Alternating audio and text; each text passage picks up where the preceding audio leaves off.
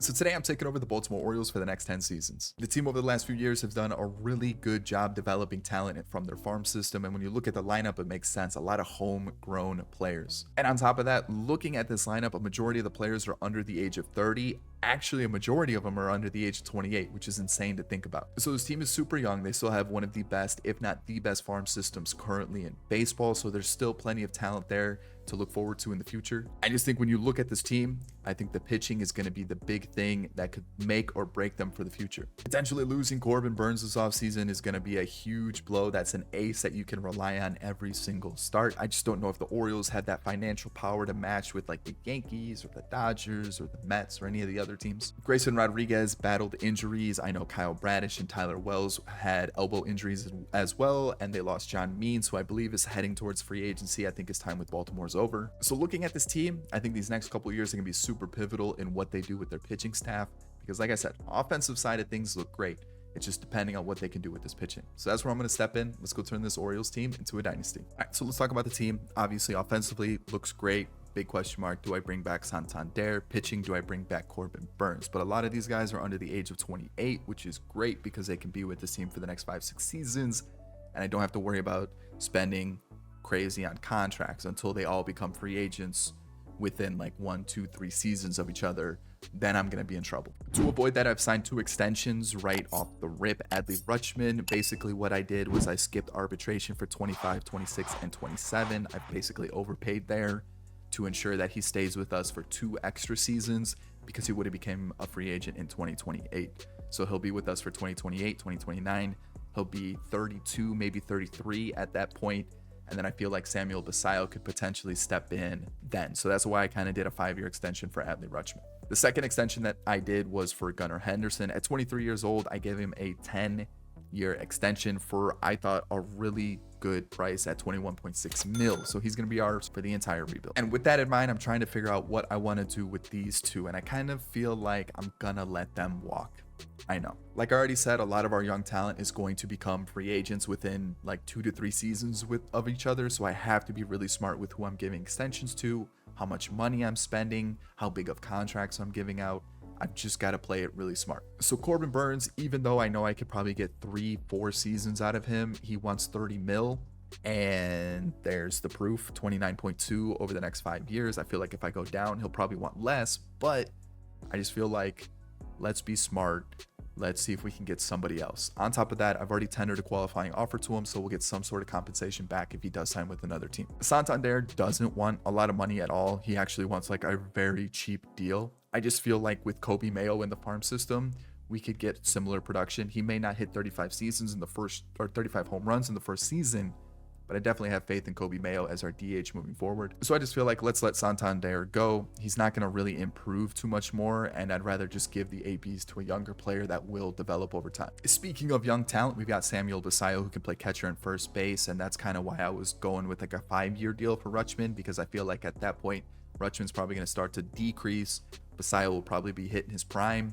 It'll be perfect. Kobe Mayo I've already mentioned as well. First base, third base, just DH. The guy's going to hit. I'm okay with him taking over there. Enrique Bradfield Jr. may not have the best bat for us moving forward, but I feel like maybe as just like a rotational outfielder, he could see some innings for sure. And then this year's first round pick, Vance Honeycutt in the outfield, could also be a decent player for us in the future. And speaking of farm system talent, let me go show you our draft that we just had. So on screen now are 3 players that my scouts discovered, which was unbelievable. Our scouts went crazy this draft. There was Josh Keane, Marshall Smoke, and Ricky Woodson. So of course I had to go and draft all 3 of them. Josh Keane, 74 overall, can't field to save his life, but he can hit. He's got 87 potential.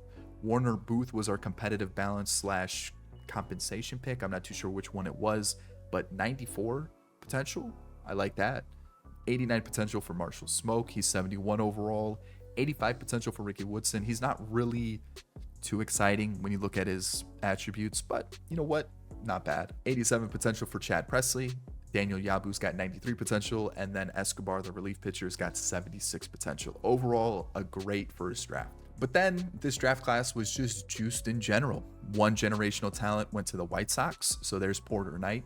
The Guardians got a 72 overall shortstop who has 94 potential in Chad Guerrero. A 93 potential center fielder went to the Pirates in Bobby McConnell, who is 66 overall. He's got that typical MLB The Show outfielder build. And then a second generational talent went to the Rockies in Ian Hewitt, the first baseman. And then on top of that, there were some crazy high potential pitchers and like starters and relievers. So this class as a whole was just juiced. What a great season, or what a great way to start the rebuild, right? There's going to be some crazy prospects for the future. So you've seen our farm system. You've heard what I'm going to do with the free agents. Let me go through free agency. Let's go start season 1. All right, so I looked at the offseason free agents. Not a lot of good center fielders, and nothing against Cedric Mullins, but I feel like I need a little bit of an upgrade, or maybe someone that can fill that spot for the next couple seasons, just because he wasn't great. And Colton Cowser could potentially step into that spot. I definitely think he can, but I just feel like maybe in the outfield, we do lack a little bit, right? Especially losing Anthony Santander, could use an outfielder. So I'm going to the Dodgers for James Outman, who has kind of fallen out of their outfield. Yeah, I know. Didn't really play much in 2024 in this save. Didn't really have the best production either, but I feel like at 27 years old, couple years of team control left, I feel like he could at least compete with Mullins in the outfield. We're gonna trade Jorge Mateo, get rid of Eloy Jimenez contract, which I'm assuming the Orioles aren't gonna pick up the option and let him become a free agent in real life anyways. And then Anthony Servideo is going to be traded as well. So that's the trade. James Outman, now an Oriole. All right, so let's start the first actual season. And pitching got a little crazy in the offseason. Corbin Burnes is back. I was in January. We were about to go through the arbitration hearings, and he still hadn't signed with the team. He declined our qualifying offers, so he was sitting there in free agency. He had 3 offers on the table. There were 5 years. Each of them was 5 years for just over $100 million in total. So I saw that, and I was like, you know what? This is what I'll give you. That way we can stay competitive for the next couple seasons, or at least this season. And then next year, if he decides to stay with us, because it is a player option. I know you're probably thinking, why not just sign him to a 4 or 5 year deal? I just want to be smart with our money. And I feel like, yes, he's going to be good, and maybe he stays with us next year. There's still that possibility. And if we really want to, we can just re-sign him for another 2 or 3 years if we really think that that's the move that we need to do moving forward. Thing is, now I'm kind of stacked at starting pitching, because I also have a couple in the farm system. In John Means, I decided to bring him back because at the time I hadn't signed Corbin Burnes. So I was like, you know what, let's get a little extra depth. Brought in Brad Keller. We still have McDermott. We still have Povich. We still have Rogers. There's a lot of players here. And I initially signed Max Fried to a 3-year deal with the club option for 2027. So I have a lot of pitching. And even the bullpen. The bullpen looks fine. I got like 4 or 5 guys on waivers currently. Like, we have pitching for days. It's insane. The issue is now offensively, we're looking a little weak. I should have just offered the qualifying offer for Santander so he would have stayed for another season. Then we have a DH and we're fine. But now I'm looking at the team going, I have to rely on O'Hearn to give me a full season of production. I've got Kierstead, got Mullins. Bench doesn't look too great. Yeah, it's not looking good. So we're definitely going to have to make some trades. So the first one is going to be to get rid of Zach Eflin. I was looking around for different trades, and Zach Eflin is extremely overvalued for some reason. Sometimes it just glitches out and a pitcher is just completely overvalued. He didn't even have a crazy season. He's on the last year of his contract. I'm not too sure why. I can get really close to trading for Yordan Alvarez, which I just feel like isn't something that I should be able to do. So I'm just going to try to trade for a young pitcher who doesn't have any options used that we can have for the future, because right now we don't necessarily have a lot of pitching depth for the farm system. We've got Yabu, Presley, De Leon, Povich, and McDermott. Those are kind of our young pitchers. So I saw that the Braves were kind of lacking a really good 5th / really good 4th. They have Schwellenbach, they have Desclafani, they do have Waldrip, but they don't really have a really strong 5. And I thought, you know what?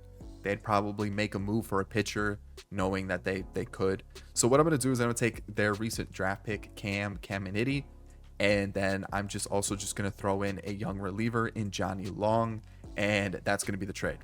That's going to do it. That's what we're going to do. Goodbye, Zach Eflin. And I know you're thinking, well, that doesn't help the offense. What's the point in making that trade? Well, I've got another trade planned, so don't worry. This man right here is going to solve our DH problem. Brent Rooker Obviously in Baltimore, you've got that deep left field now, so maybe the power numbers won't be as great. I don't think it really matters in Sim and MLB The Show anyways. But last year, 32 home runs, team control for a couple more seasons. It just makes sense to pick him up, add him to the DH. I try to find like someone that could actually start in right field, or maybe like a left fielder that could start. I don't know. The options that I saw didn't really make sense. And I also was looking for like a right-handed hitter, because if you look at our lineup, it is all lefties. All lefties. Like, yeah, our bench has some righties, but realistically, those aren't guys I'm looking to start all the time. So let's get Brent Rooker in this team. And to make this trade possible, we're going to give up Judd Fabian, Frederick Ben Cosme. I got to see what nationality this guy is. He's Dominican, so yeah, it's probably Ben Cosme. And then Trevor Rogers. So we are losing a little bit of that depth at the pitching position that I was talking about. We'll still be fine. We'll be all right. We should be able to draft some more guys too. So with that being said, now, where is he? He slots in perfectly there. We'll just let Heston Kjerstad fight it out in the outfield, see how he does. I'm going to send down probably Jacob Young, because I only signed him because I needed somebody as depth. He has deep potential. There's no way he's going to be good, and we should be fine now, right? We should just have one guy over the roster limit. So yeah, he'll get sent down to AAA, and this will be the team. You can kind of see the new guys. Obviously, the Outman trade. I brought in Higashioka as a backup catcher and Christian Arroyo as some depth. So we've got plenty of pitching depth. We've got no offensive depth besides like Kobe Mayo as my main guy to call up, except if I really wanted to, maybe Edward Olivares. Maybe that's really about it. If I'm being honest, there's not much in the farm system right now besides the guys that we drafted. So that's going to be season 1. Let's go see how it does. We won the division 98-64. Let's go see how the league played out. So we actually tied with the Red Sox for the division. So I'm assuming maybe a tiebreaker. We won like the series against them that put us in first place. We were behind the Red Sox for a majority of the year. At one point, we were down like 10 games in the division. So we made a huge comeback, especially second half of the season. League leaders, Tyler Wells had the best winning percentage, and Gunnar Henderson had the most doubles. Quickly, awards. Kyle Tucker won MVP along with Shohei. We got Tyler Glasnow with 3 Dodgers taking over the Cy Young Award. Shane Bieber for the AL side. Batting title went to Bobby Witt Jr. along with Joseph Ortiz, or Joey Ortiz. Bobby Witt had a crazy average, 347. Class A reliever of the year. Seawald won it on the NL side, and then Ian Hewitt, the generational talent, which in this year's class there was one more generational talent, and then there was like a half generational talent. There was a 21-year-old pitcher, I think he went to the Athletics, who has 99 potential. So there's been like 4 crazy players in the draft already. And then Chris Reyes won it for the Angels. Did I say Brazil? Oh, okay. Won it for the Angels. So Kjerstad was in the mix. So at least that's promising, right? Pitching this year. Oh my. What happened? Okay, let's talk about this. So Kramer, pretty solid season. You know what? I'll take that as our 5th starter, right? Like, I'm looking at those numbers. Pretty solid. I went through, I think, 8 to 10 relievers at one point. I've gone through a couple different pitchers. Like Brad Keller had to pitch in the bullpen for a part of the season just because things were not going so well. He was pretty solid. The whip's a little bit high. I think Soto was up for... No, Soto did not get called up. Cano was real bad in 7 innings. Jacob Webb was falling apart pretty quickly. We had Enoli Paredes, who was up. Didn't really do well. So, like, as a whole, the team... kind of a mixed bag, right? Like, just looking at those guys right there.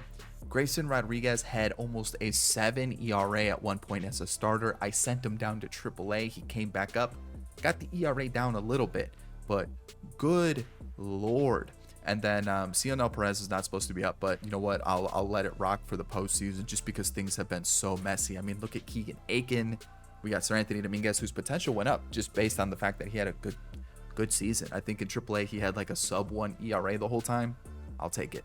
We got John Means, who had to join the bullpen just because things were such a mess, and he dominated. Then we have Estevez, who was fantastic, and then so was Felix Bautista. So actually, I might actually call back up Baker. instead of Keegan Aiken. Let's do that. Let's go with Baker instead of Keegan Aiken, just because Keegan Aiken struggled so much. And then really quickly, the pitchers were unbelievable.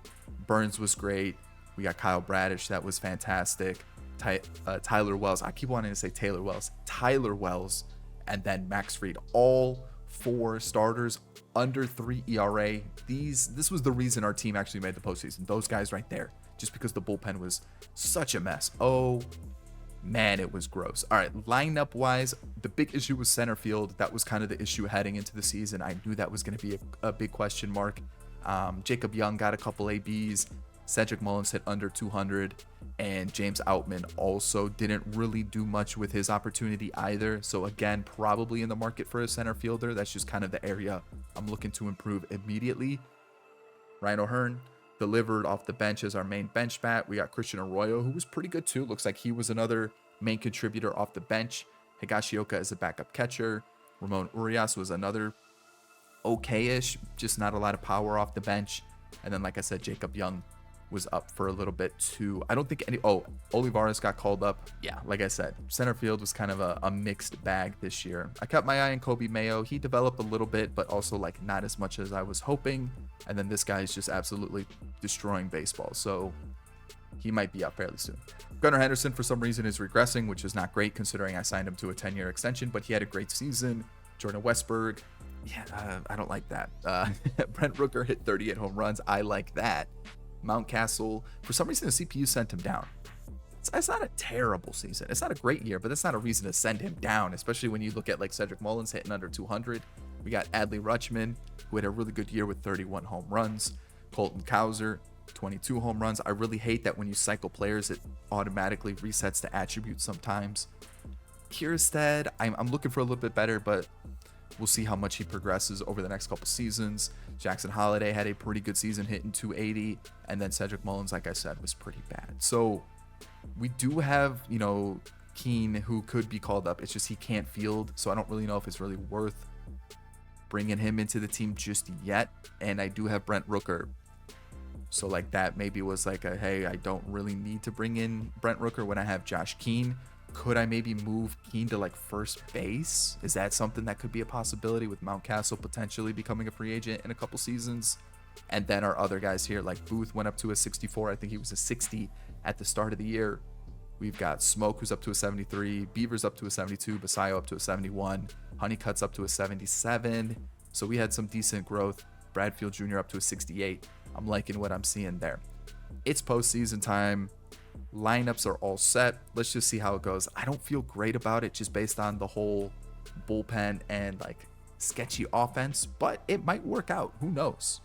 It worked out there. Okay, so next up, the Red Sox, who were our main competitor this year in the division, and we are sweeping them just right off the rip, no problem.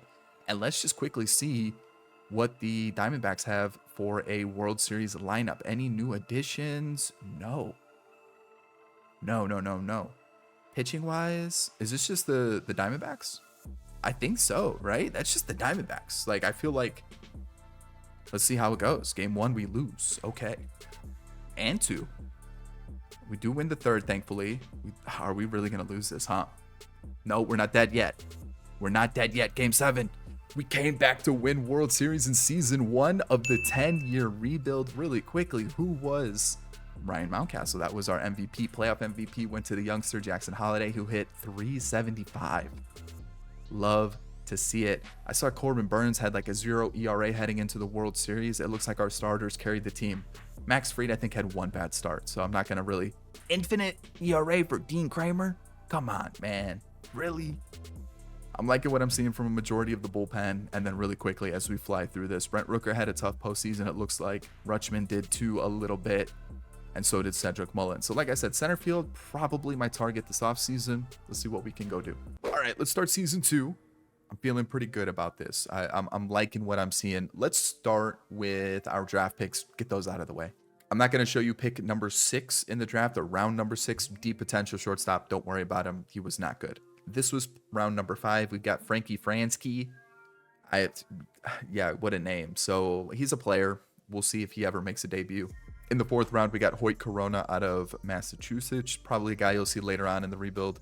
Sergio Urban, 6'4" pitcher out of the Dominican, looks pretty good. I'm pretty happy with him in the 3rd round. This was probably the pick of the draft for us. In the 2nd round, we got Elmer Vasquez out of Kentucky, 72 overall, A potential. That's huge. And then in the 1st round, I went with a 3rd baseman. I noticed there were a lot of pitchers that we could get later on in the draft that had pretty decent ratings or attributes, so I went with a 3rd baseman for our 1st pick.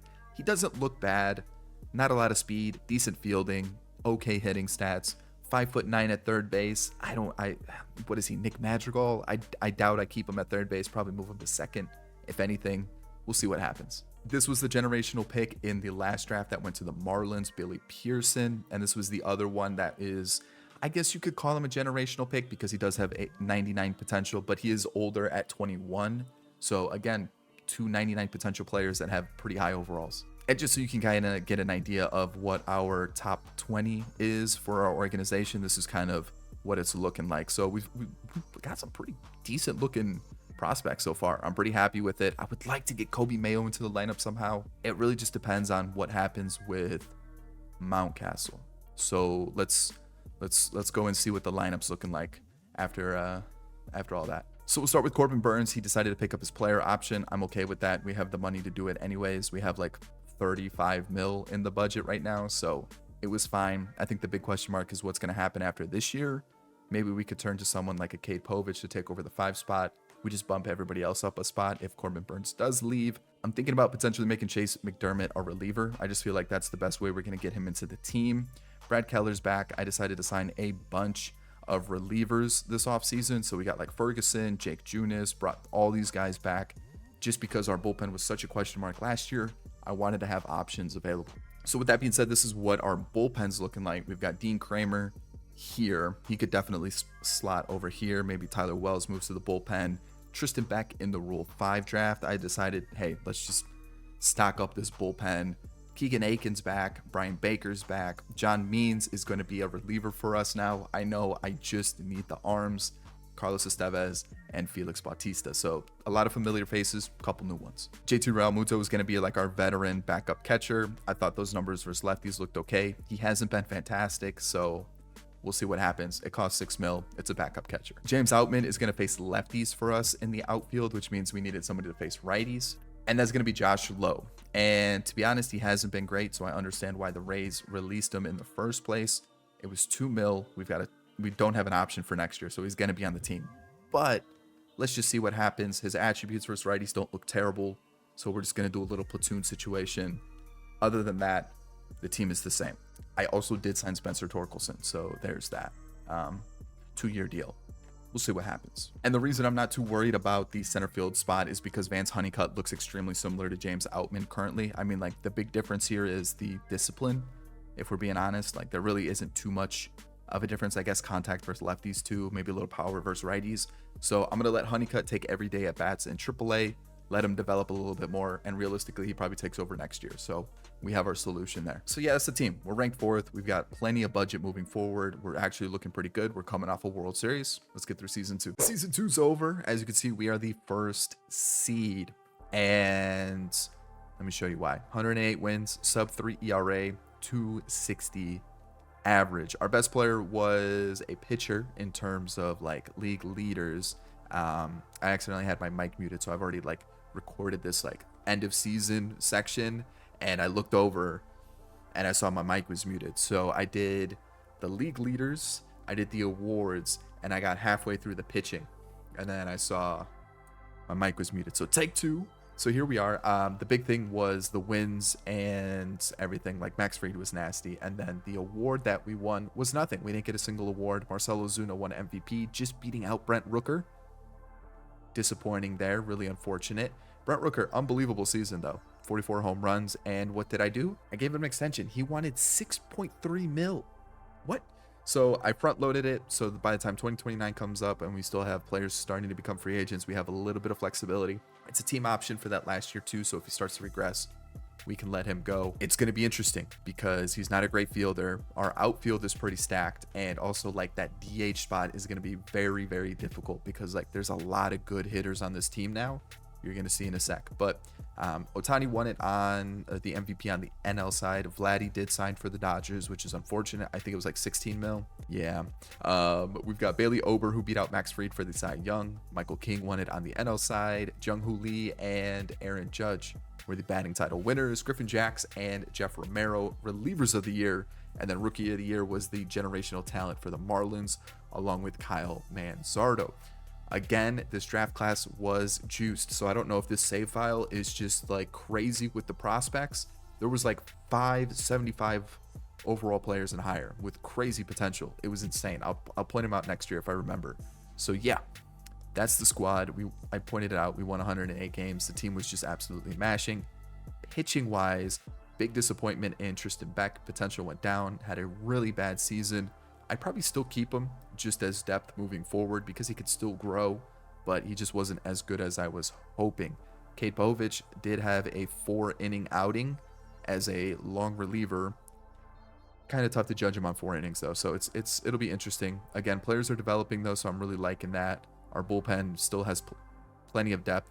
I've had Curry chilling in the minor leagues for the last couple of years. I think he's gone up like 6-7 overall, something like that in the bullpen. Love to see that, but let's focus on the major league squad. Kramer, 2 ERA. Really like to see that. He's got 1 more year of arbitration. Let's see how he does. Tyler Wells starting to regress a little bit. So I'm actually thinking about making him a reliever. It's worked with John Means. We've got a couple young pitchers that could step into the rotation. I think this guy could really help us out in the bullpen. He's been pretty reliable the last 2 years. If we make him a reliever, his overall will dip a little bit so he could grow. We'll see what happens with him. Keegan Aiken struggled, and the only reason he's up is just because Tristan Beck sucked. I guess I could turn to Jake Junis, but I'm pretty happy with our bullpen right now. Brian Baker, good bounce back year. Caleb Ferguson stepped in, gave us a pretty decent season, or at least a couple innings. What was that, 12 innings? We've got John Means, who two bullpen stints, 2 absolute masterclasses in bullpen work. Unbelievable. We got Estevez, who becomes a free agent, was really good as our setup. And then Felix Bautista, pretty similar to last year, right? Like, not terrible. Corbin Burns, unbelievable season. He got better. How does he get better? It's like a fine wine. It's getting better with age. Contract, I extended it. He only wanted 19 mil on average. I couldn't say no to that. I gave him a player option for 2029, so we'll see what happens. Again, that's kind of the year when everybody starts to become a free agent. So that might be a year where we have to kind of retool the squad a little bit, figure out who we're going to pay. So it kind of works out in our favor. Kyle Bradish continues to deal. Max Fried continues to deal.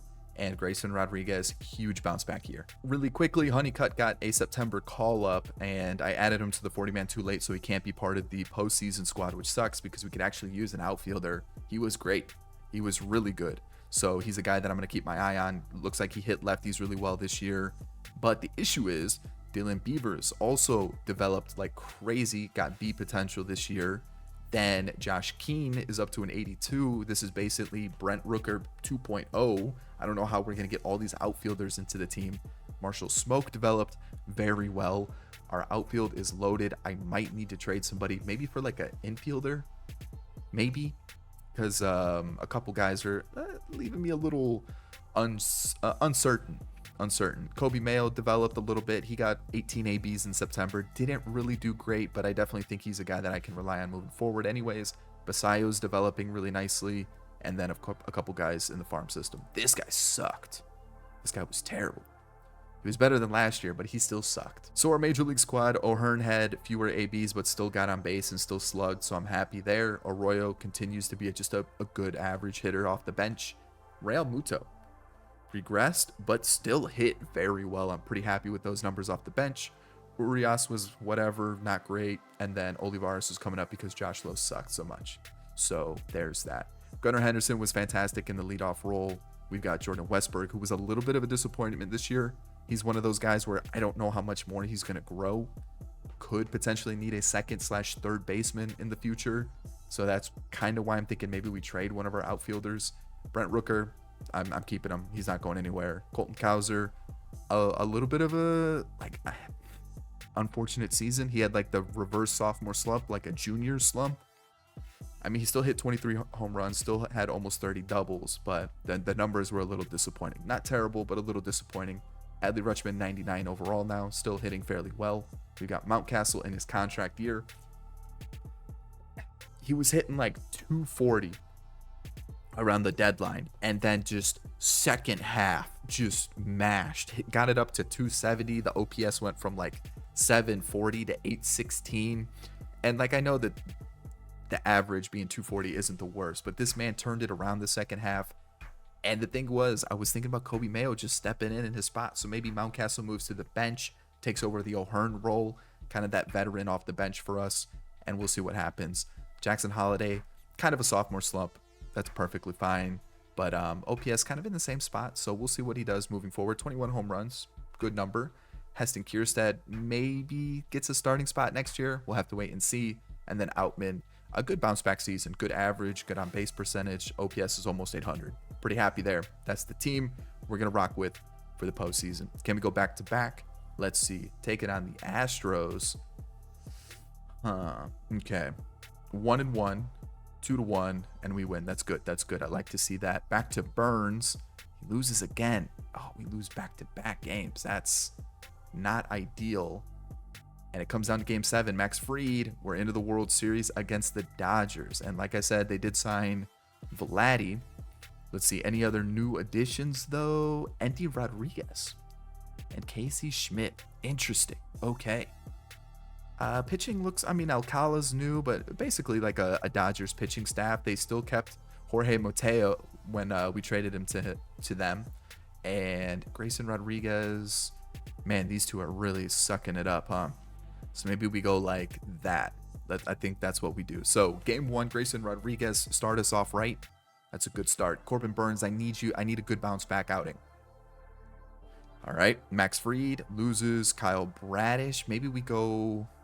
Oh, man. I guess we got to have faith in Bradish. There we go. There we go. We're up 2, or we're even now 2-2. 3-2. It comes down to Corbin Burns. Please. Orioles win the World Series. Back-to-back World Series. Who's the MVP? Gunnar Henderson and Heston Kjerstad, playoff MVP. All right. I'll take that for sure. Holy cow. Gunnar, Rutschman, Kjerstad. Crazy postseasons. We'll just quickly fly through the lineup. I'm liking what I'm seeing offensively. Those are great numbers. Yeah, Jackson Holiday struggled a little bit. So did James Outman. But overall, I'm pretty happy with that team. Season 2 in the books. Let's get to season 3. Alrighty, so season 3 ranked second, 11th in contact. That's the only category of our game or area of our game that we're ranked outside the top 10. If we take a look really quickly at our draft picks, let's see how we did. So we got Richie Cox here, really low rated. It's got A potential, but realistically, I don't really know what to expect from him. In the 5th round, we got Jason Baxter. I'm looking at him as more just like a bench bat for the future. Billy Gabriel and Joel Serna Ruiz were our 4th and 3rd pick. Again, I saw there's reports. I saw the kind of B potential-ish range. I just kind of picked them then. We got Matt Olinger. I don't know what to expect from him. I saw the good potential range and went with him. I really didn't have good scouting reports for this one outside of pitchers, and I kind of wanted to shake it up a little bit. With that being said, though, because we had the last pick of the 1st round, I did just take the best player available, and for us, that was Shannon Hagan, 65 overall with B potential, 6'4" pitcher.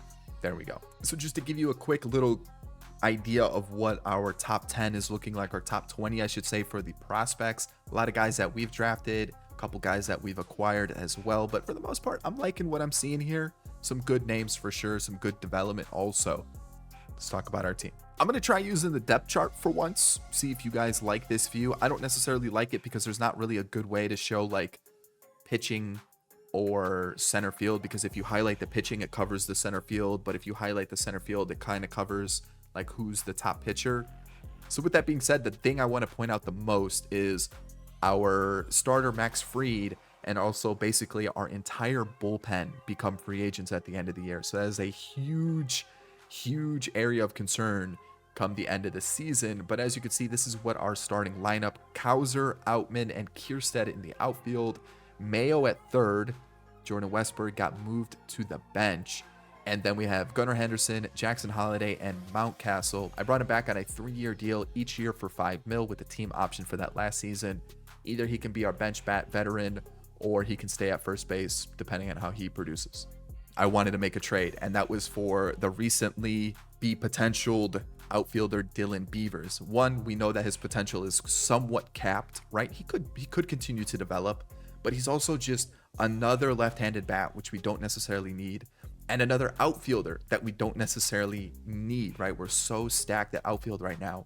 Let's trade him. Let's send him to a team where he can get more playing time, and let's try to get a younger prospect that can kind of help us out for the future. So I'm going to send him to the Astros, where he will be the best right fielder that they have, and actually the third best outfielder that they'll have in their entire organization. And the main piece I'm going to get back is Jared Carlton, basically their best pitching prospect, which, to be honest, doesn't look too bad. And then I'm also going to pick up Rory Hinton, a reliever with C potential, just to kind of bolster that bullpen too. And I have to add Jacob Hernandez and Maxwell Costas, both low-rated, low-potential players, to make this deal possible. I'm okay with it. All right, now we can get through the season, because that didn't really change any of our lineups or anything like that. But we did require another pitching prospect, which I felt like we needed, because really quickly, we don't have the greatest depth for starters in terms of just having a lot of numbers there. So that was just another pitcher that we needed. Alrighty, so season's over. And where do I want to start? Well, let's start with the standings, because we broke the record for single season wins for the Orioles all time with 110. The previous record was 109. Great season. ERA, team average, slugging, on base percentage, all looks great. League leaders, it was mostly pitchers. You've got Bautista for saves, you've got Reed for losses, and Corbin Burns for wins. And then sadly, no awards this season. Ohtani had an unbelievable year with 53 home runs. Corbin Burns was in the mix for the Cy Young. Ohtani also won the Cy Young, even though Dylan Cease had an unbelievable season. Vladdy with the batting title along with Juan Soto. We've got Clase and Estevez. Of course, he goes and wins a reliever of the year award. What did he get? 4.9. I don't know. I just felt like we just could have gone in a different direction. It just turns out he had some more in him to help out the Giants. And then rookie of the year goes to Peter Warner, who had an unbelievable year, even though his potential is under the 80 overall mark. And then you've also got Spencer Jones, who won it on the AL side. We've been winning some silver sluggers along the way. Brent Rooker has won 3 in a row. Adley Rutschman has won 3 in a row. Jackson Holliday won 1 this year. It looks like Mountcastle won 1 last year. And then Gunnar Henderson has won 2 in a row. He had a great season, by the way. And I think that was it from what I've seen. So let's talk about the team. Some good, some bad. And actually, really quickly, just because I know I'm going to forget, I extended a couple contracts, and Jackson Holliday was one of them. He's here for the rest of the rebuild. I actually front-loaded this one so that it'll get cheaper as we move through the seasons. That way we have a little bit more money to play with. And based off the season that he had, I feel like this is a guy that I want at second base. So our middle infield, set. And then the other contract was Felix Bautista. I gave him a 2-year extension for $7 million each year with the team option for that last season. So I think that covers everything. Let's talk about the squad now. So Max Fried had a good season once again. He does become a free agent, and I think I'm going to let him walk, and I'm just putting him as the long reliever so that we stick with our 4-man rotation that we usually do. Kramer didn't really work out as like a setup guy, didn't really work out in the middle relief either, so like it sucks. I may try to bring him back as just a guy that I can work with at that long relief spot, but again, we'll have to wait and see how the money is looking. TJ Anton was fantastic. Anton was fantastic. So was Caleb Ferguson. A little bit high on the ERA and WHIP, we'll be fine. John Means continues to just deliver in this role. I don't know what it is. The guy's just a pitching freak on franchise. And I was thinking about extending his contract, and clearly I didn't. I guess I just totally forgot about that. Jacob Webb is going to step in for... Who is he stepping in for? He's stepping in for... I don't remember now. Jacob Webb is stepping in for Dean Kramer's spot, and I actually called up Curry, who only pitched 1 inning in September, but because he was added to the 40-man in September, he can't be on the playoff roster. So there's that. So Brian Baker ended up taking over the setup role, was still pretty solid. And then Felix Bautista, we kind of looked at his stats already. He is blowing like around 8 saves a season. But I have faith in him, especially because he'll be one of the better relievers or closers available. Corbin Burns is still regressing, but he's still doing very well. We have him for a couple more seasons. I think we'll be fine. We've got Kyle Bradish, who continues to just deliver in that 2 spot in the rotation. Grayson Rodriguez is developing up to a 95 overall, and he's pitching well. We've got Tyler Wells, who also is just a monster. I don't know what is going on with him. He also becomes a free agent. I might have to keep him with just how well he's been pitching. And then I sent down Cade Povich just because he really struggled this season as a long reliever and also as a starter. So it was just one of those moves that for the postseason just didn't feel like he was ready. Kobe Mayo was the big disappointment offensively this year. Just really couldn't get it going, couldn't stay consistent, couldn't just get the bat moving. So I sent him down for the postseason, kind of actually towards the middle part of the season. And we ended up going with Westberg at third. Torrens was fine off the bench as the backup catcher, along with Heston Kierstead, who kind of just rotated a lot with Outman and Lowe. The thing is, no one really stood out. So it's definitely Josh Keane time. So we've got Kierstead here.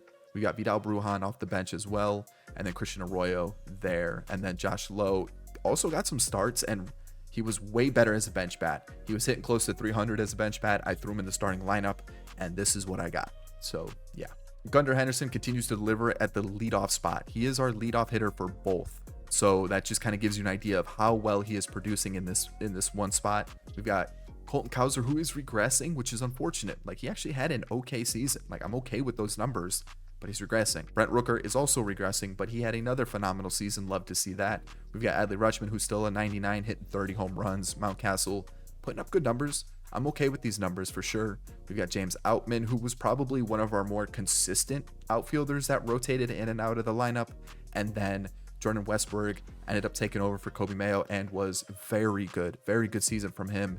And then Jackson Holiday, we've already seen his numbers there. So I'm pretty happy with that. Oh, Vance Honeycutt came up because the outfield was just kind of a mess. He got 206 at bats and a 260 average, 330 on base percentage is okay. We just got to up that slugging a little bit. Marshall Smoke really isn't developing like I was hoping. He is 24. So like, I'm not really in the biggest rush to add him to the 40 man or anything, but like, I don't know. I need those contact numbers to go up a little bit, but I do feel good about the clutch, the discipline, and the vision. The big thing here is this guy. Yeah, he went from an 82 to an 87 in one season, and his potential went up because he was B potential to start with. So I didn't even realize that he was an 87 at the end of the season. Like I checked in at midseason, it was like 84 overall, and then all of a sudden the season was over, boom, 87. And I was like, oh, so he's going to be in the lineup, and I think Honeycutt's going to get center. I think Cowser's going to move over to right, and then we're going to put Keane in left, and we're just going to have to suffer defensively in that big outfield there, which is unfortunate. But I just feel like taking Brent Rooker out of the lineup is just a bad move. I think he's still going to mash for one more season. So yeah, that's kind of where I'm at. It's postseason time. Let's go for 3 in a row against the Red Sox here. And we don't have a lineup, the lefty lineup. That's right. So who is this going to be? Kierstead? No, Outman. Outman was the man. Outman was the man this year. We lose the first and the second. This might be the end to the run. It's not. Tyler Wells, please. The Red Sox beat us. The only player to hit above 230 in our lineup this postseason was Jackson Holiday. So I think that kind of tells us on how we did offensively in the games. It's time for the offseason. All right, so no exclusive negotiation or no offer for Fried, Antone, Means. I know he's been fantastic for us, but I'm just going to see what else is available. He wants close to 8 mil this season. Same with Brad Keller. He wants like 8 mil. We never used him anyways. And then who else? Ramon Urias. So these are going to be our offers here. As you can see, nothing too crazy, actually. I think 10 mil is the highest contract that we have given out, and it's going to be to Tyler Wells, who has been unbelievable for us. So I'm gonna take those chances. And as you can see, under 30 mil in pending offers, 100 mil in the budget, I think we'll be fine. All right, in season 4, we're ranked first. We added a couple new players through free agency. And obviously, we got to talk about our draft picks first. In the 6th round, we picked up Ken Ruiz, who's 62 overall, B potential. It has been a couple days since I've recorded, so I'm trying to remember the draft picks. But I do remember this class was garbage. It was so bad, especially with the position players. The position players were terrible for this class. It was mostly good starting pitchers and good relievers. It was terrible with the position players. So let's get to our 5th round pick. 5th round was Diego Manzo out of California. See potential, 62 overall. Again, another pitcher. In the 4th round, Alexis Cosmo, a reliever, another pitcher. 3rd round, another Cosmo, but this time Cosmo Lopez, 70 overall, B potential, again, another pitcher. In the 2nd round, we got Eddie Boswell, 64 overall catcher, C potential. He kind of looks like that first baseman that we drafted. This one, Jason Baxter from the previous year, actually looks really similar. And then in the 1st round, it was Braden Young. The reason I picked him was because we needed a position player in this draft class that I felt good about, and he was literally like the only one. So I went and picked him up.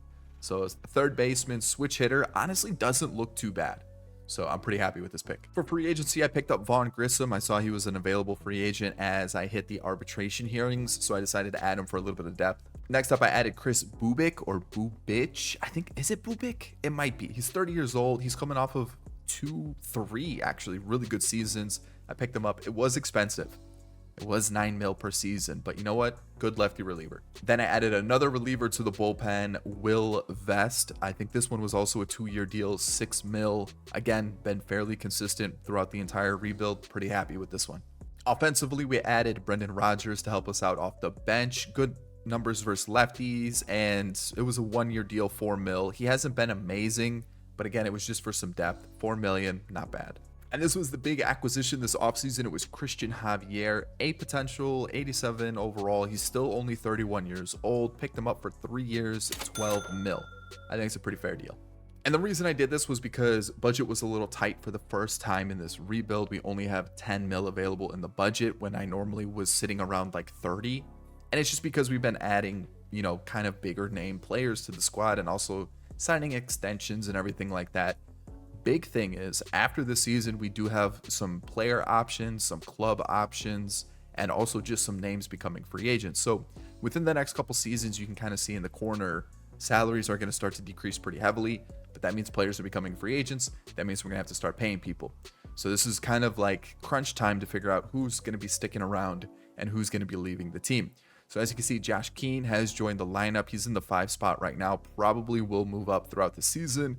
And this is kind of the crunch time for the outfielders, just because I do feel like Marshall Smoke is kind of getting to that point where he's knocking on the door of MLB time. Same thing with Samuel Basayo, same thing with Warner Booth, Kobe Mayo, even Enrique Bradfield Jr., who his numbers don't look amazing, but he still probably should get at least an opportunity to prove himself, right?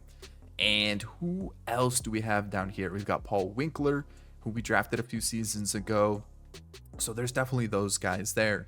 And then on top of that, when you take a look at our pitching staff, this is what it's looking like. Chase McDermott, now the reliever, is getting his opportunity in the bullpen. I'm still trying to figure out what I want to do here. I think Will Vest might be the setup guy. But, looking at our starting rotation in AAA, Cam Caminiti is ready for a debut any second. So again, we've got the depth, we've got the squad, the team's looking good. Let's go see how season 4 plays out. All right, let's talk about the end of the season. So we finished the top of baseball with the best record, 105 wins. The next closest was the Diamondbacks with 97. So pretty good season from us, right? No league leaders. Actually, I think Cade Povich had the best winning percentage in all of baseball. Also, no awards. Super disappointing. Robert and once again Ohtani walked away with the MVP. Flaherty and Drew Thorpe were the Cy Young winners with Cade Povich in the mix. I like to see that for sure. Riley Green and Brandon Marsh batting title winners. Reliever of the year went to Brian Abreu along with Joan Duran. And then Dylan Beavers won rookie of the year. Ah, man. And I noticed this around the midseason point because I wanted to see where Josh Keane was ranking.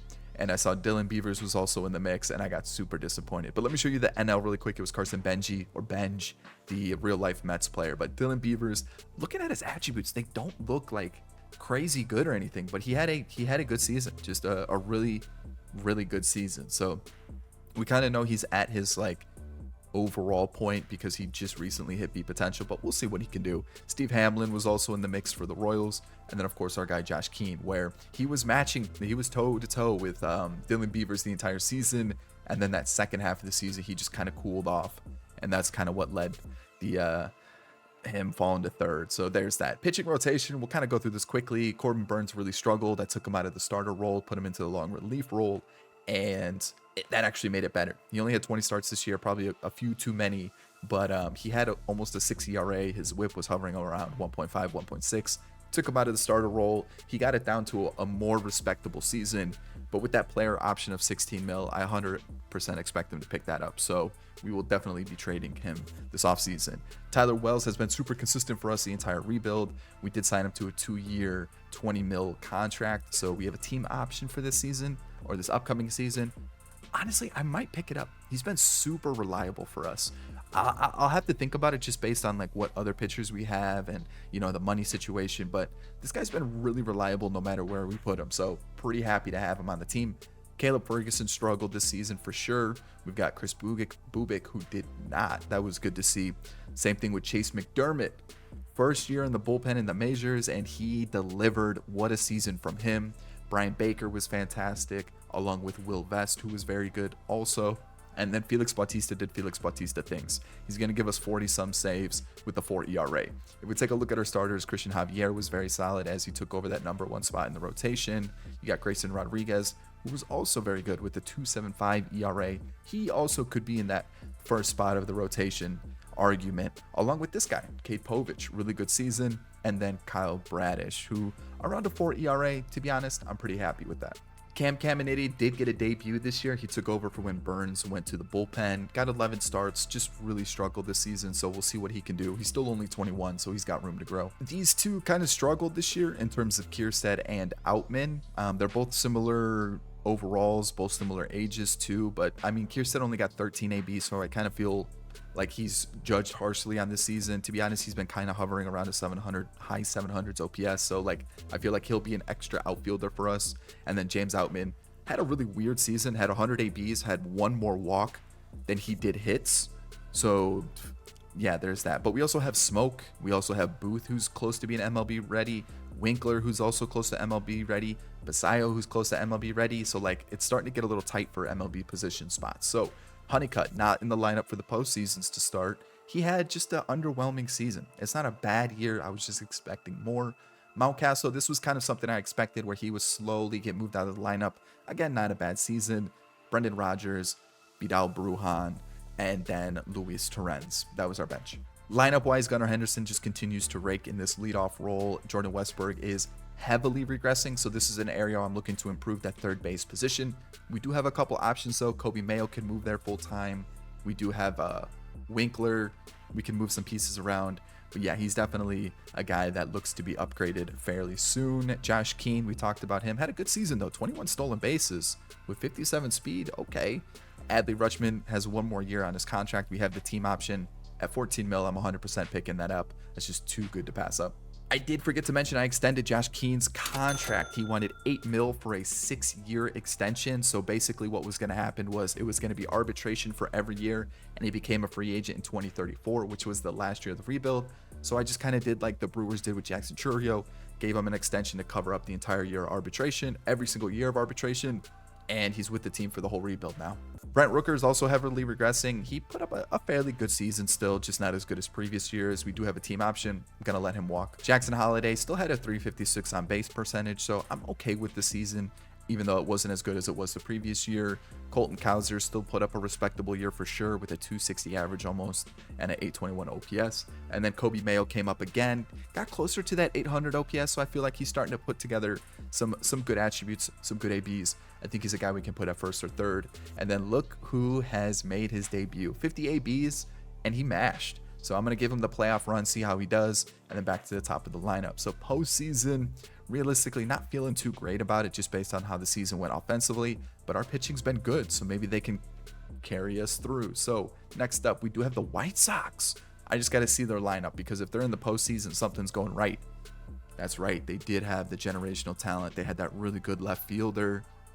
I mean, interesting team for sure. Looking at their pitching, Crochet, Thorpe, Hagen Smith, Jairo Iriarte.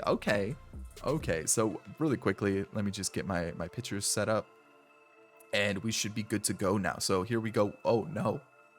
All right, we got a win. We got another win. Kyle Bradish loses. Please don't lose. Please don't lose to the White Sox. Please don't lose to the White Sox. There we go. We're taking on the Brewers in the World Series. I saw Logan Gilbert on the Brewers, and Freddie Freeman is on this team. Okay.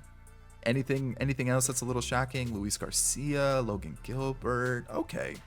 Honestly, not too many changes, but it's World Series time, and we are 2-1, 2-2. Oh no. Oh no. Yeah, that's bad. That's bad. Adley Rutschman, playoff MVP. We choked.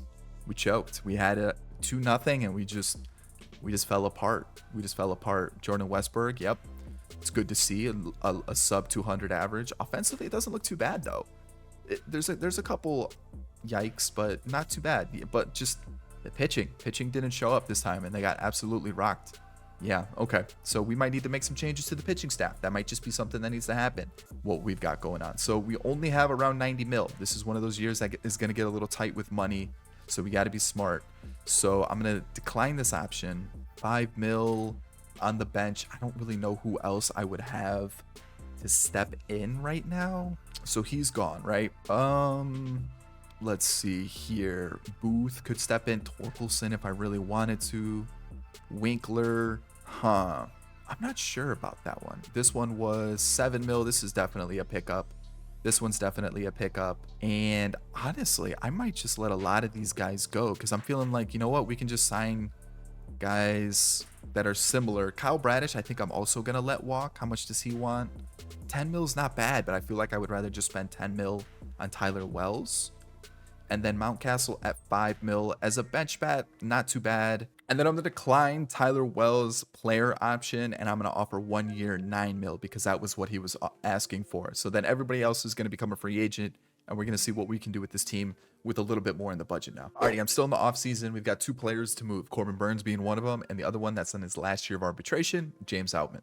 So with Burnes, I'm really just trying to get rid of him. It doesn't really matter where I trade him, but I've looked around to find some players that just like really give us some depth in the pitching area, and that's the Nationals. Their team's pretty bad as is. Their highest rated players in 84. So I'm literally just going to take their 3 lowest pitchers in Paul Littleton. I guess I mean, like, I could take Ashton Young if I want, but to be honest, I really don't like his per 9s. So I'm just going to take Paul Littleton, and then 2 of their like lower rated, I said lowest rated, but it is pretty low rated, a 59 reliever and a 63 reliever. This is probably the best looking pitcher that we're getting out of the deal. So yeah, that's the trade.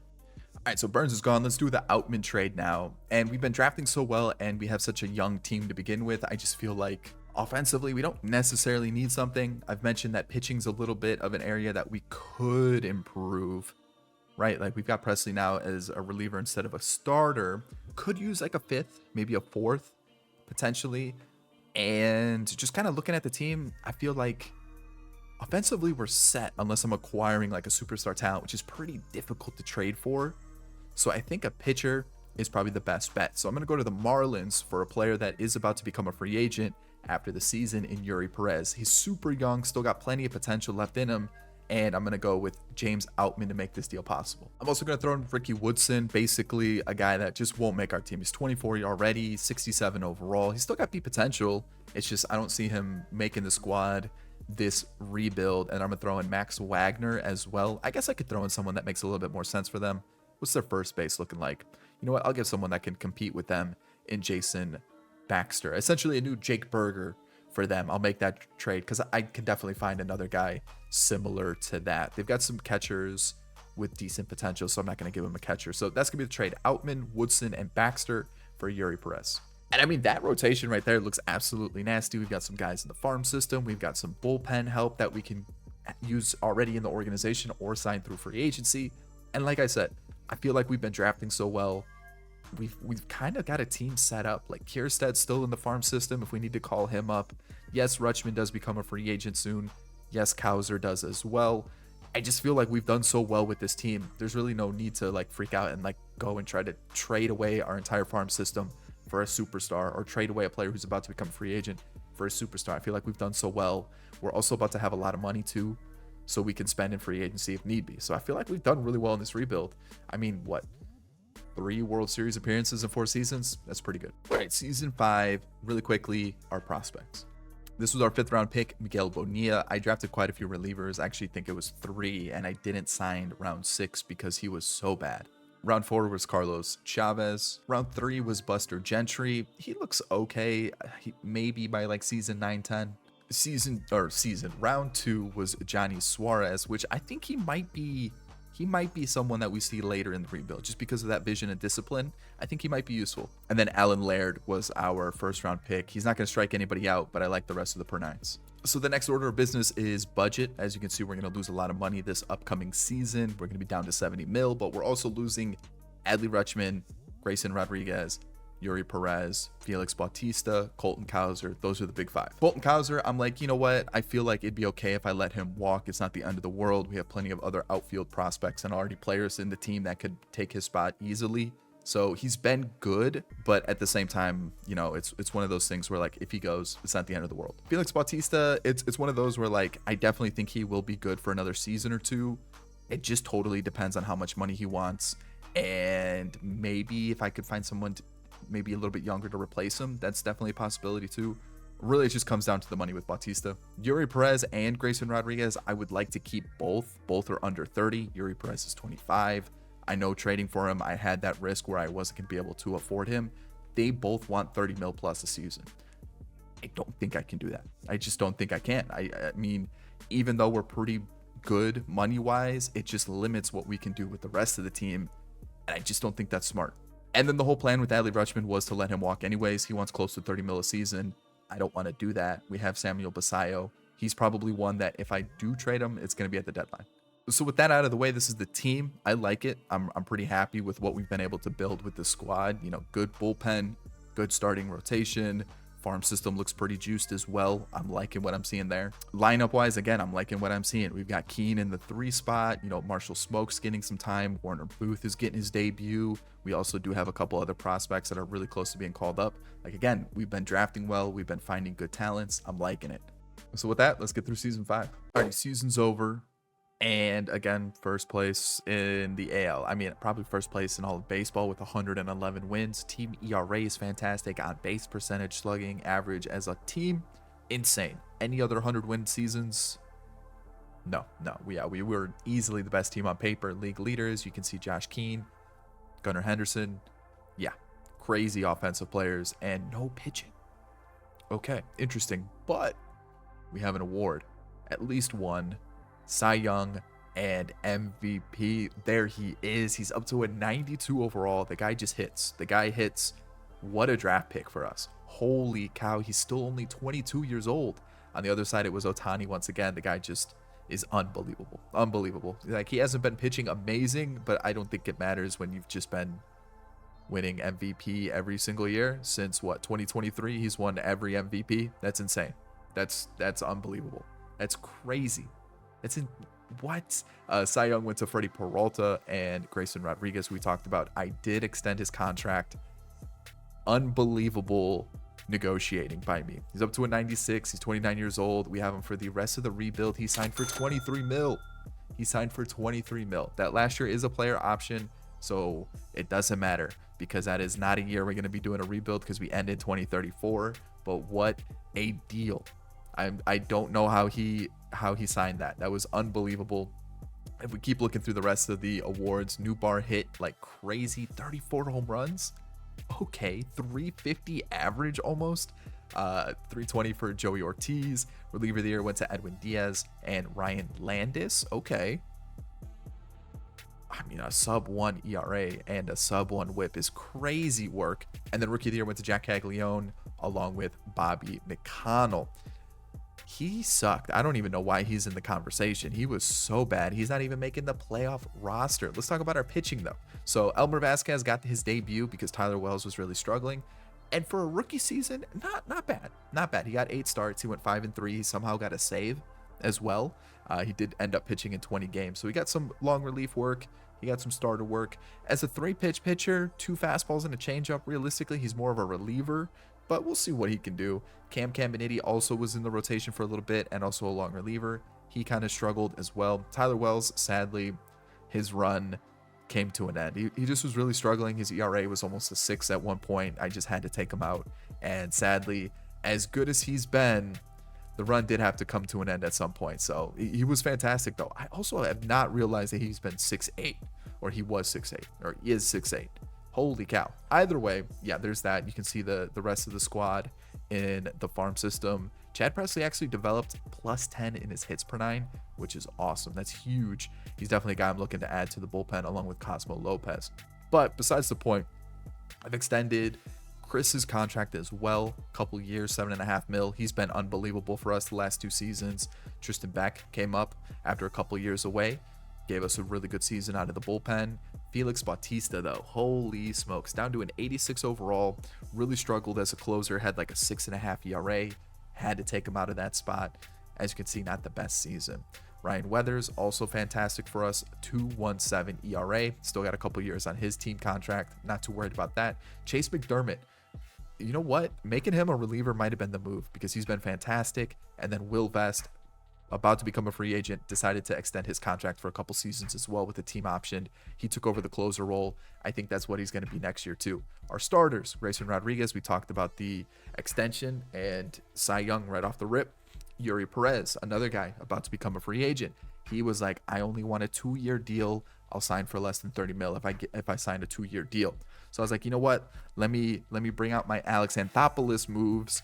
You're here for the rest of the rebuild. I'm going to backload that contract so you don't leave in 2034 with that player option, and you're going to sign for 24 mil on average. So somehow they both wanted 30 mil plus to start the season, and I signed them for what, 23 and 24.5 mil on average. Yeah, that was good business. And I'll just quickly show you what the budget's looking like. We're still hovering around the 100 mil mark, so we're still going to have like 60, 70, 80 mil to play with most of our guys in arbitration minus a couple players. We'll be fine. Adley Rutschman was not budging on the money. I could not re-sign him. I didn't really want to re-sign him either. Christian Javier, we've got 1 more year on his deal. Great season. Cade Povich, good season. Pretty happy with our pitching. Lineup wise, there were a couple guys that went up and down. Thought about maybe keeping them in the MLB roster. The first one was, where is he? He's a first baseman, Warner Booth. Just kind of struggled first half of the season, put him back down in AAA. As you can see, he developed amazingly. So definitely a guy I'm going to look to call up, because as soon as I sent him back down to AAA, he was hitting over 300. So he's definitely a guy I'm going to keep my eye on. Winkler was dominating. Westberg was not. He got sent down. Smoke was not. He got sent down. And I'm okay with letting Rutschman walk because we got Basayo. He had a really good season. That's our new catcher. Braden Young also went up to A potential, just to point that out. He's a guy that's definitely on my radar, can play a couple different positions. I like that. And then Max Wagner, we've had him for basically the entire rebuild. He's now up to B potential. So he's probably going to be our new Vidal Brujan, just middle or a infielder for us. But that's besides the point. Mountcastle, mostly a bench bat, didn't really do much. He wasn't bad, but it's definitely time to let him walk. Colton Cowser also just didn't really have it this season. You got Torrens, who's been a pretty decent backup catcher for us. Honestly, if I can bring him back for another season, I might do it. Max Wagner, we've already talked about, had a really good season for 16 at-bats. And then Vidal Brujan now has A potential. I looked into trying to bring him back. He wants like 10 plus a year. I'm not doing that. It's not happening. So let's talk about our team. Gunnar Henderson, 10 triples, almost 40 home runs. I mean, what more can you ask for? Jackson Holliday's up to a 93 overall. He hit 30 home runs. I mean, yeah, I'm liking what I'm seeing. We saw the MVP's numbers. Adley Rutschman down to a 98. Didn't have a bad season, but yeah, he's regressing. I think it's time to let him walk. Kobe Mayo, yeah, 36 home runs. I'm liking what I'm seeing there. Kierstead decided to step in for Smoke. Didn't really do much, so I could potentially be in the market for an outfielder. I could be. Torkelson, I'm about to blow your mind with what he just did in around, 200 ABs? Yeah, I mean, you just have to wait until he's 29 years old for him to finally live up to the potential. I know it's only 200 ABs or 180, but to be honest, as a bench first baseman, this is our new Mountcastle, essentially. We got Enrique Bradfield Jr., who got called up for about 100 ABs, and then Vance Honeycutt, now A potential, had an unbelievable season. Really happy with that. So the team's looking good. We're heading into the postseason, and it is now facing the Red Sox, who have kind of been decent. So let's see how we do. Losing that second game, not ideal, but we are through to the next round, and it's against the Royals. All right, let's just get through it easily. Yeah, we did. And now taking on the Padres in the World Series. Let's quickly take a look at their lineup. And they have Oh, okay. Interesting. How did he do this year? Not great in 100 ABs, but some interesting names here. Okay. Eliris Montero. Huh. Okay. Is their pitching just absolutely nasty? Like, they do have Class A. Okay. I don't like, the team's good, but how did they make it to the World Series? I mean, they made it for a reason. So like, I can't take them lightly. Let's see what happens. We win the first, lose the second though. Why did we lose the second? Will Vest. So he probably blew it. The third, we win. The fourth, we lose. Oh, we're going to lose to the Padres now. I already know it. We lost again. Oh no, we won that game. Yuri Perez closed it out. World Series. I mean, we're on a tear with this squad. This team is absolutely nasty. Enrique Bradfield Jr. was the World Series MVP and the playoff MVP. Adley Rutschman, way to send him out on a World Series win. I'll take that for sure. He hit 400, Enrique Bradfield Jr.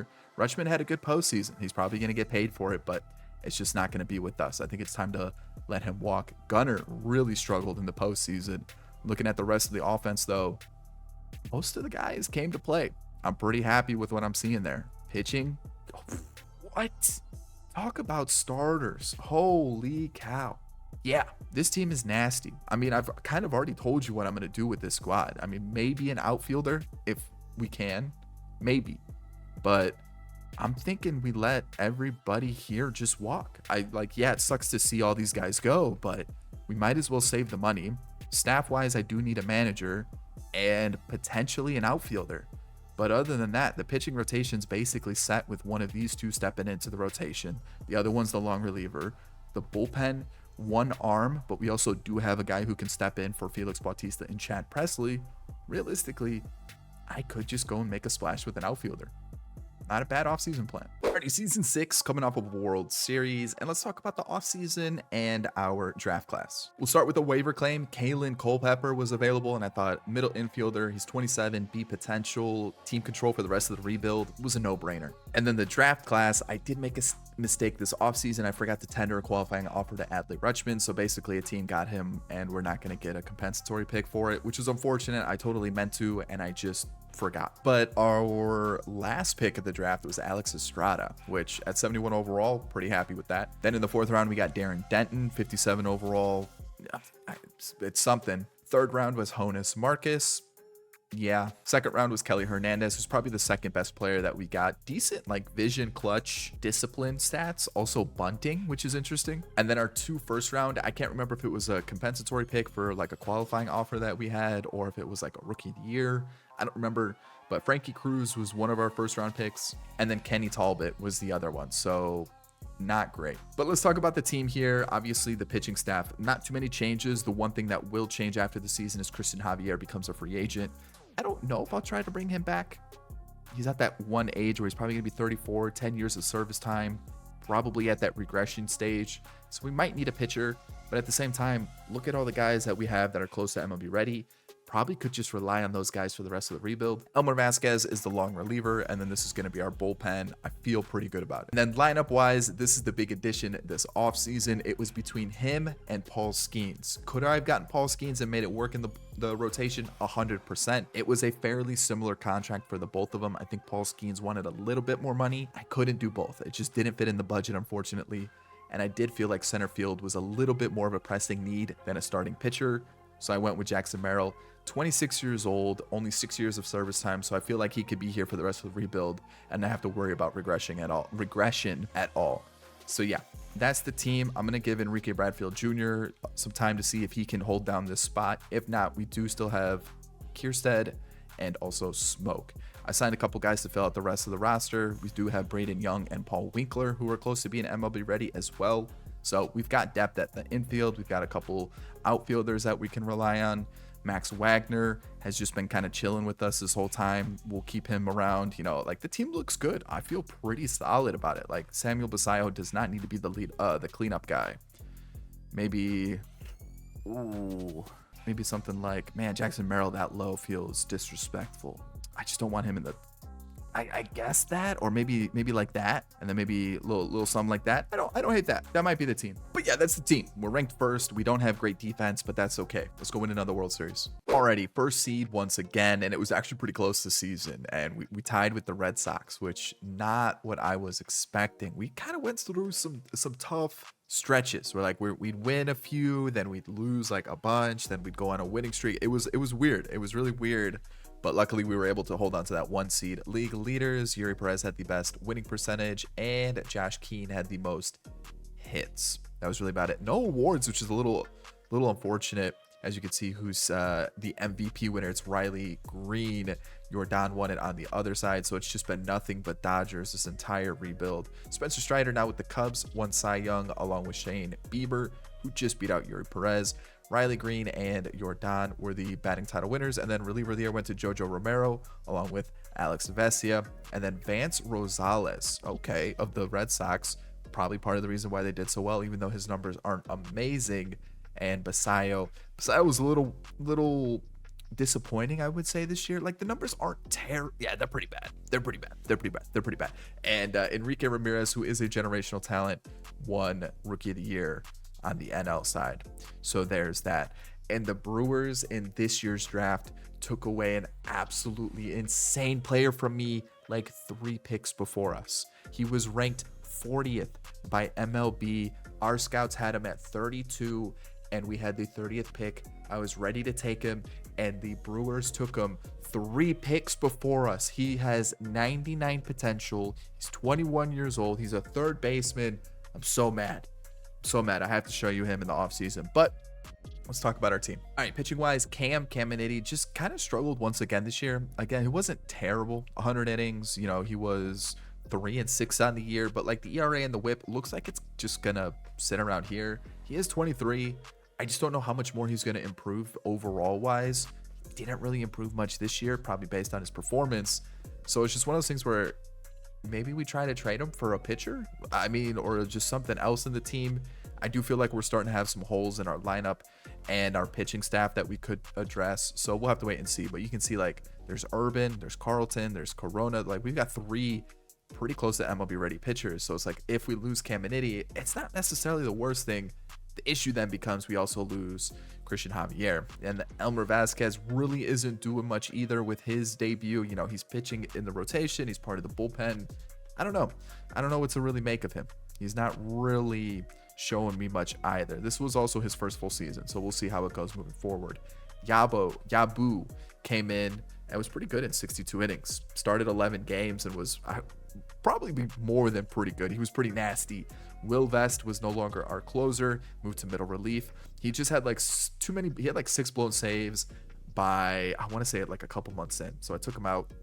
I mean, he still had 28 saves. Like he was still killing it. It was just too many blown saves for my liking. I saw that he was regressing a little bit. I went with a different arm. Tristan Beck, 3 ERA. I'm okay with that. Ryan Weathers continues to do really well. We have him for another season on that team option. Definitely going to pick that up. Chase McDermott, B potential. How? He was not good this year. I even sent him down, and the only reason I kept him was because someone claimed him on waivers. He did have like a 5.5 ERA, so for him to get it down to 4.13, he was lights out after someone claimed him on waivers. I think it was the Mariners that tried to take him, and I said, no, you can stay with the team. So maybe we'll get a little bounce back year next year. Chad Presley cooled off towards the second half. He had a low 3 ERA. It's now up to a 3.7, and then Chris Bubic took over as the closer. 8 blown saves, not ideal. So a closer could be on the cards for us this offseason. Grayson Rodriguez, almost a 4 ERA, but he's still the top of the rotation guy. We got Yuri Perez, who was also very good. Christian Javier, who did regress a little bit, actually quite a bit, but still was really good. And then Cade Povich, pretty solid in that 4 spot. Lineup wise, we've got some needs to address. Vance Honeycutt, I don't know what happened. He just could not hit this year. It was really, I don't know. It was strange. It was really strange. Torkelson continues to be a decent bench bat for us. Max Wagner is an okay bench bat for us too. We've got Torrens, who will probably need a new backup catcher. And then Kalen Culpepper, not a bad season off the bench with 84 ABs. Lineup wise, Gunnar Henderson, 40 home runs. Love to see those numbers right there. Jackson Merrill with 34 home runs, really good. Josh Keane with 30 home runs, 14 stolen bases too, which he doesn't have speed or stealing or base running aggressiveness. So this guy is he's just being sneaky on the base paths. Next up, Kobe Mayo. This is probably another guy where I'm thinking about potentially trading him. Probably doesn't have too much more room to grow. He's 28, and looking at our team, we have Braden Young, who can play third base and first base or right field if we need him to. But we have Paul Winkler. He's got 99 contact versus left, 83 versus righties. He's 24, 84 overall, really good glove. This guy could be our new third baseman. Or we could go Braden Young. I mean, it doesn't really matter. We got two really good hitting third basemen in the farm system right now. Marshall Smoke, I kept my eye on. He really didn't impress me too much in AAA. But again, could just be another bat that we can cycle in and out of the lineup. Jackson Holiday had a little bit of a down year, but also not bad. Still not a bad season. Kierstead stepped in and gave us 350 ABs. He's got one more year of arbitration. Honestly, I'll take that from him. The power numbers aren't amazing with 13 home runs, but still good numbers when he stepped in. Warner Booth, a little bit of a bounce back, wasn't a terrible season from him. Excited to see how he grows. And then Bradfield Jr., I'll take that from him. Honestly, he can be our center fielder or our right fielder or our left fielder. I feel pretty comfortable with that. Basayo, we talked about him, pretty disappointing. Other than that, yeah, let's head into the offseason. I'm gonna be honest, this is probably like the least confident I've felt about the team. Really don't feel great about this team. So let's just see how we do. We are through to the next round, which I'm cool with, against the Royals. Next series, 1-1, 2-1, 2-2, 2-3, and we're eliminated. Yeah, the offense wasn't clicking. Couple pitchers didn't look great. Like I said, I didn't feel great about this season. Like Yuri Perez struggled in the postseason. Looking at the bullpen, Chase McDermott, that's fine. Chris blew a save. Offensively, not too many bad averages or anything like that. I just feel like we just didn't really have it this year, which is okay. I mean, we've been a World Series winning team. We've been crazy good. The Royals ended up winning the World Series anyways.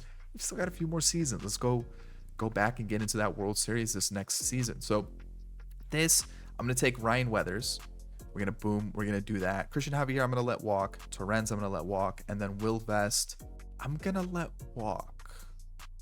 It's crazy, but I think that's the right move. He is. His name is Daryl Mason out of Ohio. He's a lefty bat, played third base, decent speed, and okay glove. The numbers are great, but like I said, 99 potential. And since I'm here, I'll just show you our guys. We had 2 picks in the first round because we had the Rookie of the Year last year.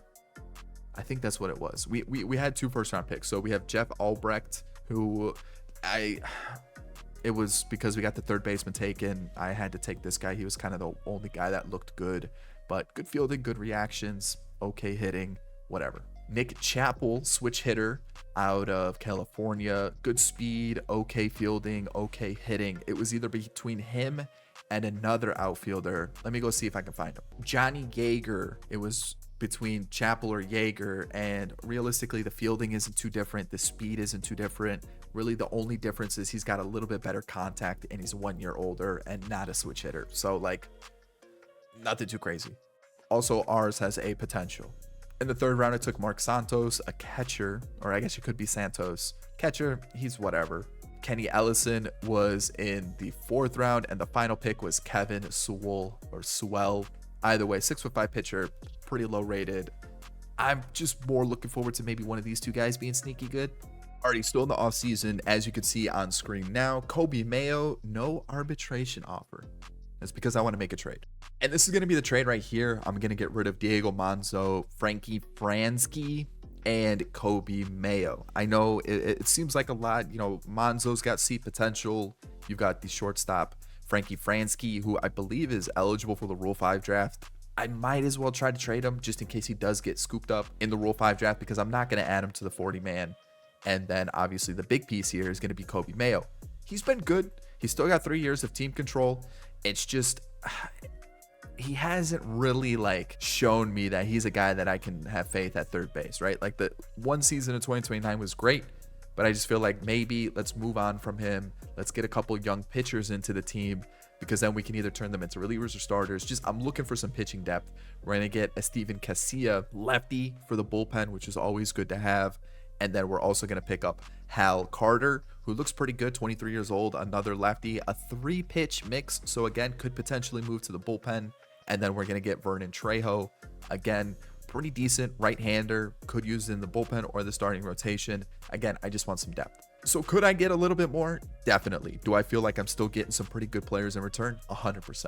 So then after that trade, it opens up third base, which I'm going to move Jackson Holliday to, and then Paul Winkler is going to get called up. He never had second base as a secondary, but I feel like at 5'9", probably more suited to second base. So I'm going to move him to second base, Holliday to third, and then you're going to see here, Keane is going to move to left. Defensively, not the smartest idea, but now it opens up first base or DH for us. Alrighty, so I talked about one generational talent on our team in Porter Knight, but this offseason got crazy. Pitching rotation, we kept it pretty calm, right? We tried to stay in-house with a lot of our talent. Cosmo Lopez has been called up.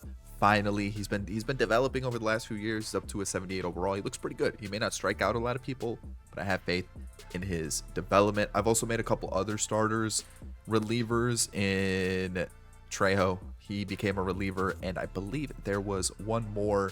Richie Cox became a reliever as well. He went down like 2 overall because of it, and I believe there might have been one more that I did, but I don't remember exactly who. But either way, all these guys, like if they're like 30, I probably signed them in free agency. A lot of teams have been releasing their C potential players that they can't sign, so I've just been trying to snag them up in case we need some depth. So a lot of these guys have been signed through free agency that I haven't highlighted, or we've acquired them through a trade. But our talent is absolutely stacked. We've got plenty of pitchers for the future. We got plenty of depth in the farm system. Like even our single A team is stacked. Like I'm not even kidding. It's like mostly pitchers in single A. So it's like there's talent there. We're ready to go. We shouldn't have to make any more trades for pitchers. And we also have the draft. So like we'll be fine basically for the rest of the rebuild. As you can see, defense is still an issue. Speed, we're not the fastest team, but everything else looks amazing. Sadly, Paul Winkler, I almost said Paul Winker. Paul Winkler is not making the MLB roster. I know we hyped him up in the offseason, looked like he was going to have a place, and then a crazy turn of events happened. So Porter Knight, we signed him. The plan was first base, potentially third base. The guy is absolutely insane. He did sign a huge deal. As you can see, I backloaded it, so it gave us a little bit of flexibility for the future. But still, it was absolutely massive. It cost a lot. But then arbitration came around, and this guy was sitting there not signed to a team. And I thought, I might as well. 5 years, 17 mil. He originally wanted the same kind of contract that Porter Knight did. And the only team that offered him a contract was the Rockies, and they were lowballing him. I think they were giving him like 8 years, 6, 7, 8 years, but it was super low. And so I threw a little bit more money than what they were offering in terms of a yearly salary. I got him down to 17.2 for the next 5 seasons. And that's basically the whole rebuild. That is the whole rebuild. And so, yeah, the team looks like this. The team is absolutely juiced. Obviously, the one like meh spot is right field with Kierstead, but even he had a pretty good season last year. We've got some good guys on the bench. Honeycutt will come into the team versus lefties because the 89 contact looks amazing. And then our AAA team is stacked too. Like we've got so much talent in this squad, and somehow look at our budget. We're still within budget. Next couple seasons is going to be pretty difficult though. So we're going to have to be super smart with that. And that's why I've been trying to trade players for pitchers, just so that we always had some depth available where we could kind of make some relievers or some starters, and we'd be good there. Because basically our lineup is set. We're not really losing anybody in our offensive lineup. It's the pitching that could be an issue. Cade Povich is one of those guys we might lose. Other than that, the team is juiced. The team looks unbelievable. I still can't believe I was able to pull that off. Our top prospect is Paul Winkler. Sadly, he's not going to be able to get into the team. I think we'll get him in at some point, but our squad is juiced. I mean, he's 25. He's got crazy contact numbers and really should be into the team. It's just when 2 generational talents are available in free agency and you can afford both of them, you might as well go for it. So yeah, that's the team now. These are our top prospects. I just went to number 12 for some reason, but the team's crazy. Let's go win a World Series. Alrighty, season's over. and of course, first seed in the AL. As you can see, ran away with the division at one point up until like the trade deadline. The Red Sox were with us, and then they just kind of fell off. But fielding was great. ERA was a little high. Pitching, we've got a lot of depth, but we might actually be in a little bit of trouble. Some of the guys that I was really relying on kind of underperformed. Offensively, though, we look amazing. We haven't really looked at like our team rankings in a little bit. The average is probably going to be a little bit low. We're 15th right in the middle, but first in runs, we're actually a little bit lower on hits. But I mean, it makes sense if the average is a little bit lower. But first in home runs, obviously first in runs, I'm okay with that. League leaders, Keen for home runs, that was it. And we don't even get an award? Jazz was the... Jazz, what? I mean, good doubles, home runs, average is looking good. Okay. Not bad from Royce Lewis, but like I'm looking at this number like this season for me. I mean, I guess I'll give it to Jazz. Not bad. Billy Pearson won it on the other side. The first player to break the Dodgers MVP streak. There we go. So we got Shane McClanahan who won it, the Cy Young on the NL side. Taj Bradley beat out Grayson Rodriguez in the AL. Francisco Alvarez and Jackson Chourio were the batting title winners, and then Daryl Varquette is the Pirates reliever of the year, or the NL reliever of the year, and Brian Abreu won it on the AL side. Rookie there goes to Pedro Pulido, who I saw this guy, his potential went up to A. He's just going to be a really good hitter for the Blue Jays. And then the NL side was Joaquin Noel, who finally got a full season debut. Interesting. Owen Casey also in the mix there. So let's talk about our pitching. We'll talk about like the unfortunate side of things where this guy might not work out. He didn't really pitch well this season, but Rory Hinton came up, 3 innings, got absolutely shelled. So he is out of options. I'm probably just going to hold on to him for depth in the bullpen. We also had Cosmo Lopez, who really struggled in 50 innings. Disappointing to see, but 24, first experience in the majors. I still have some faith. And sadly, Chase McDermott's streak has come to an end. 20 innings, 8 ERA. Potential went back down to C. I think it's time to let him walk. Maybe use our money somewhere else. See if we can find another good reliever, or maybe just like a cheap reliever. Moving forward, you can kind of see pitchers are starting to get up high too. So maybe we could turn some of these starters into relievers if need be. We'll see. Elmer Vasquez is just going to settle around a 4 ERA. It looks like he's up to an 88 overall. It's just like the control is clearly an issue here. So we'll see what we can do with him. Probably just stick him in the long relief moving forward. Cade Povich, also 4 ERA. Kind of seems like this is his peak right here. He's been good for us though, so I'm not upset. And he does have one more year of arbitration, but that probably will be the last one with the team. Johnny Long stepped in, did pretty solid in 20 innings of work. Tristan Beck is starting to regress. So again, we're going to need some bullpen help. Hopefully some of the guys that we have can step in, because that's some pretty heavy regression right there. But he had a good season. Ryan Weathers does become a free agent. So again, bullpen will be an area that we need to improve. He pitched 100 innings for us this season, which kind of shows how lackluster our bullpen was. Vernon Trejo was fantastic when he got called up. Just acquired this guy. He was a starter, turned him into a reliever, immediately joined our bullpen and was fantastic. Chad Presley, another one of those guys who was a starter for us. We turned him into a reliever and has been really solid in this setup role. And then Chris Bubik, unbelievable season from him. We have a team option. I'm definitely picking that up. I think we can get one more season out of him. Our starters, Grayson was in the Cy Young race for a reason. He was unbelievable. This is worrying. This is very worrying from Yuri Perez. We just paid him. He had a good season, so I'm hoping this is just maybe like one of those seasons where he slightly regresses, and then we'll get a bounce back year. Even though a 3.4 ERA is not bad at all.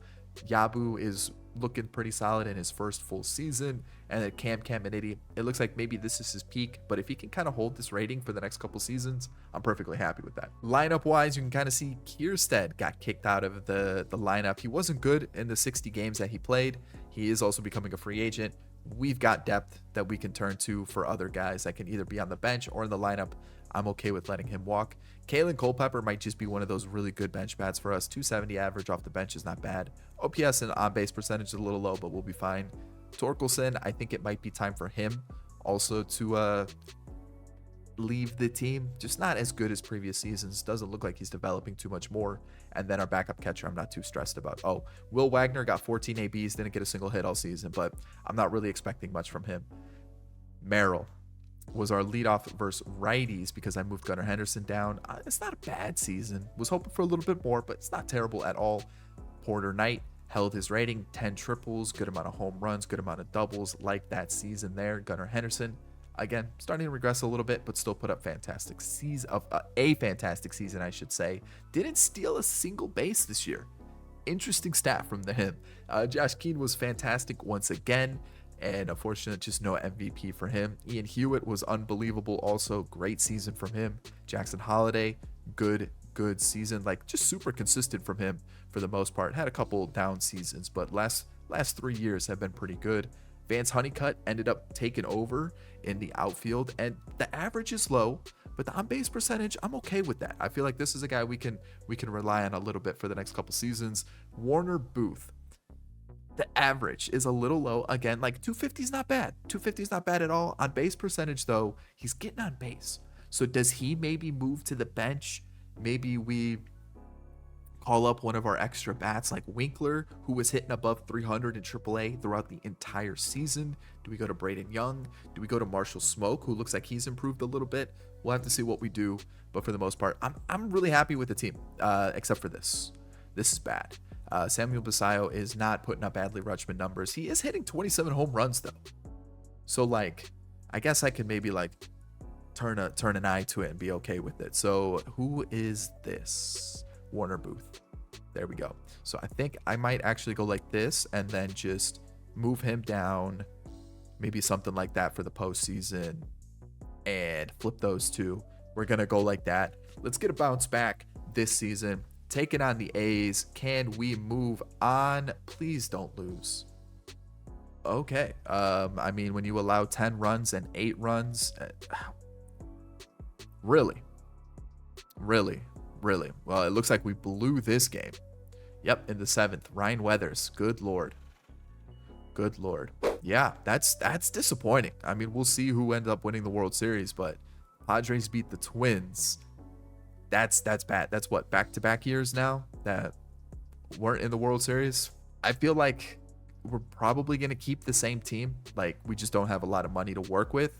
We will have to add a couple bullpen pieces, but realistically, probably not too many changes. Season 8, ranked first in some pretty good categories there. The major categories, I would say. Defense, we're 4th. So we're actually a pretty good team there.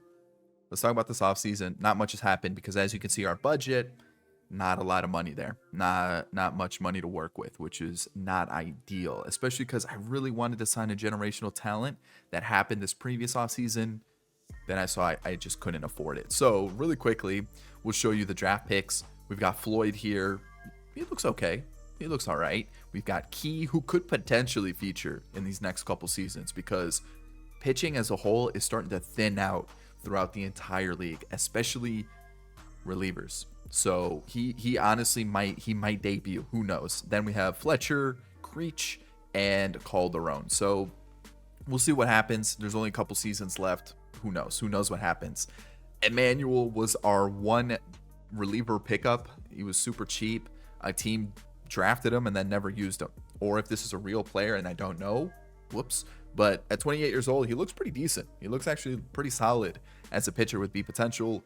And then the other pickup was George Soriano. That was literally it. I got him in the Rule 5 draft. So we'll see what happens. He does hop immediately into the bullpen along with Johnny Long, who pitched a little bit last year and was pretty good. So there's that. Other than that, the team's basically the same. Again, not a lot of money in the budget because we've kind of kept most of our players around and paid a lot of players. So we'll see what happens. I like our bullpen. I like our starters. We're pretty good there. I don't know if we'll really have to go out and sign anybody pitching wise. Offensively, we might start to see some players regress, but for the most part, it looks the same. Winkler has finally been thrown into the lineup. Hewitt's going to move to DH. Porter Knight's going to move to first. And then our bench looks like that. No Kierstead. Instead, it's going to be Marshall Smoke. And that's the squad. Couple guys in the farm system. Braden Young. We've got Matt and Johnny Suarez. Those are kind of the main ones to look out for I think, unless this catcher starts to pop off, because Basayo's been really letting me down, so he could potentially get a chance. Other than that, who knows? I feel like we've drafted extremely well throughout this rebuild. We've got kind of lucky with those 2 generational talents, and also Josh Keane turning into an absolute monster. So hopefully we can win at least one more World Series in this rebuild. That would be amazing. Let's see if we can do it this year. Alrighty, so again, first seed. I mean, we're always up there, and with 115 wins, easily the best team on paper. Look at that team ERA. Look at that team average, the slugging, the on-base percentage. It is insane. We scored almost 928 runs scored. We allowed 539. I feel like that has to be like, yeah, I mean, what was the next closest? Like 6 something that I'm seeing? That's kind of crazy. That's kind of crazy. Also, it's really nice to see that the Dodgers have been absolutely terrible the last few years. They've had a top 5 pick, I think, the last like 4 seasons in a row. So there we go. League leaders. Grayson Rodriguez was disgusting this year. Love that. And Josh Keane had the most runs. Okay. We're gonna see what happens here. Awards. Okay, a Cy Young and an MVP. What? I honestly thought this guy was gonna win MVP because I was checking. He was in first place like all season. He was beating out Keane because Keane was in the mix. And I mean, look at those numbers: 42 doubles, 10 triples, 40 home runs. The numbers are absolutely insane. But our pitcher, Grayson Rodriguez, up to a 99, 23-3 on the season. He was unreal. So that's awesome to see. MVP. On the other side, it was Corbin Carroll. So that is the MVP for the National League. Spencer Strider and Grayson Rodriguez Cy Young winners. Daniel Yabu was in the mix. Rusty De La Cruz, batting title winner, along with Pete Warner. Nate Pearson was reliever of the year, along with Brian Abreu, just beating out Chris Bubik. And rookie of the year went to Ojeda, who beat out Robert Pyle and Paul Winkler. He actually had a pretty good season. Buford Cortez, hold on, crazy name for a prospect. He's up to an 80 with the Reds. Honestly, not a bad season, but you can see Ojeda, a potential outfielder for the Blue Jays, looks pretty solid, had a pretty good year. Robert Pyle, which is not a two-way player. There is one two-way player in this season, or in this franchise save, and I found him, and I was gonna trade for him, but he's not good. He's very bad, so I decided not to. But there is one two-way player. I found him, but yeah, he's not good. But Robert Pyle, it's a crazy good season. And then, of course, Paul Winkler. I'll quickly show you what he did this year. I'm pretty happy with those numbers in his first full season with the team. So let's talk about our squad. We do have one major issue. That is a lot of regression for Yuri Perez. A lot of regression. And he got called up in September. He ended up getting his ERA down a little bit, but he was bad this year. He was really bad this year, which is super unfortunate because we still got this contract. So I think in the offseason, I'm going to try to offload the contract for just anything. And this is going to be like our one. I mean, I can't even say it was an unfortunate signing because he gave us 3 good seasons. It's just now he's starting to fall off pretty heavily. So there's that. Plus, we have plenty of other guys that we can turn to in Urban, Carter, Corona, Estrada, Hagen, who I think is going to be more of a reliever, but can still be pretty good for us. And then also Richie Cox, who's been developing as a reliever. We got plenty of pitchers, but let's talk about Elmer Vasquez as our long reliever. He got a couple starts, but I don't know what's his deal. Maybe his control is bad, and that's the issue, because I feel like at 90 overall, he should be doing a little bit better. But Jared Carlton got a call up, and he got 4 starts. He went 0-3 on the year. Also pitched a little bit out of long relief. Pretty good season, I would say. Ryan Weathers is becoming a free agent this year. I don't know if I'm going to be able to afford him. I think he's going to want a lot of money. And he's also at that 10-year service mark. So we'll see. He was unbelievable for us for the last 4 seasons, though. So I can't complain about that. George Soriano was okay. I might bring him back. He's on arbitration. Why not? Cosmo Lopez got called up over Johnny Long. And Johnny Long, it was an okay season. Nothing too crazy, not too great. But Cosmo Lopez came up, gave us 20 innings, and was pretty solid. Pretty happy with that. Vernon Trejo was also very good. And then Chad Presley, the starter turned reliever. I have to mention it every time because he's been very good for us. I love to see this so far. And then Chris, another guy who becomes a free agent. And again, absolutely insane for the last, 5 seasons that we've had him. Again, if I can't afford him, that's okay. He's been unbelievable. Go get the bag somewhere else. Let's talk about this lineup. So Vance Honeycutt got a lot of ABs this year. He's just not hitting. Super unfortunate. Max Wagner, bench bat. It's okay that he struck out a lot. Warner Booth, good off the bench. Obviously, he's been an on-base machine for his entire career. Sucks that he got relegated to the bench. He's got crazy stats. It's just we got a crazy team. Eddie Boswell, backup catcher. Kalen Culpepper, not as good as previous seasons. And then Grayson Rodriguez. I feel like I'm missing somebody. I don't think so, actually.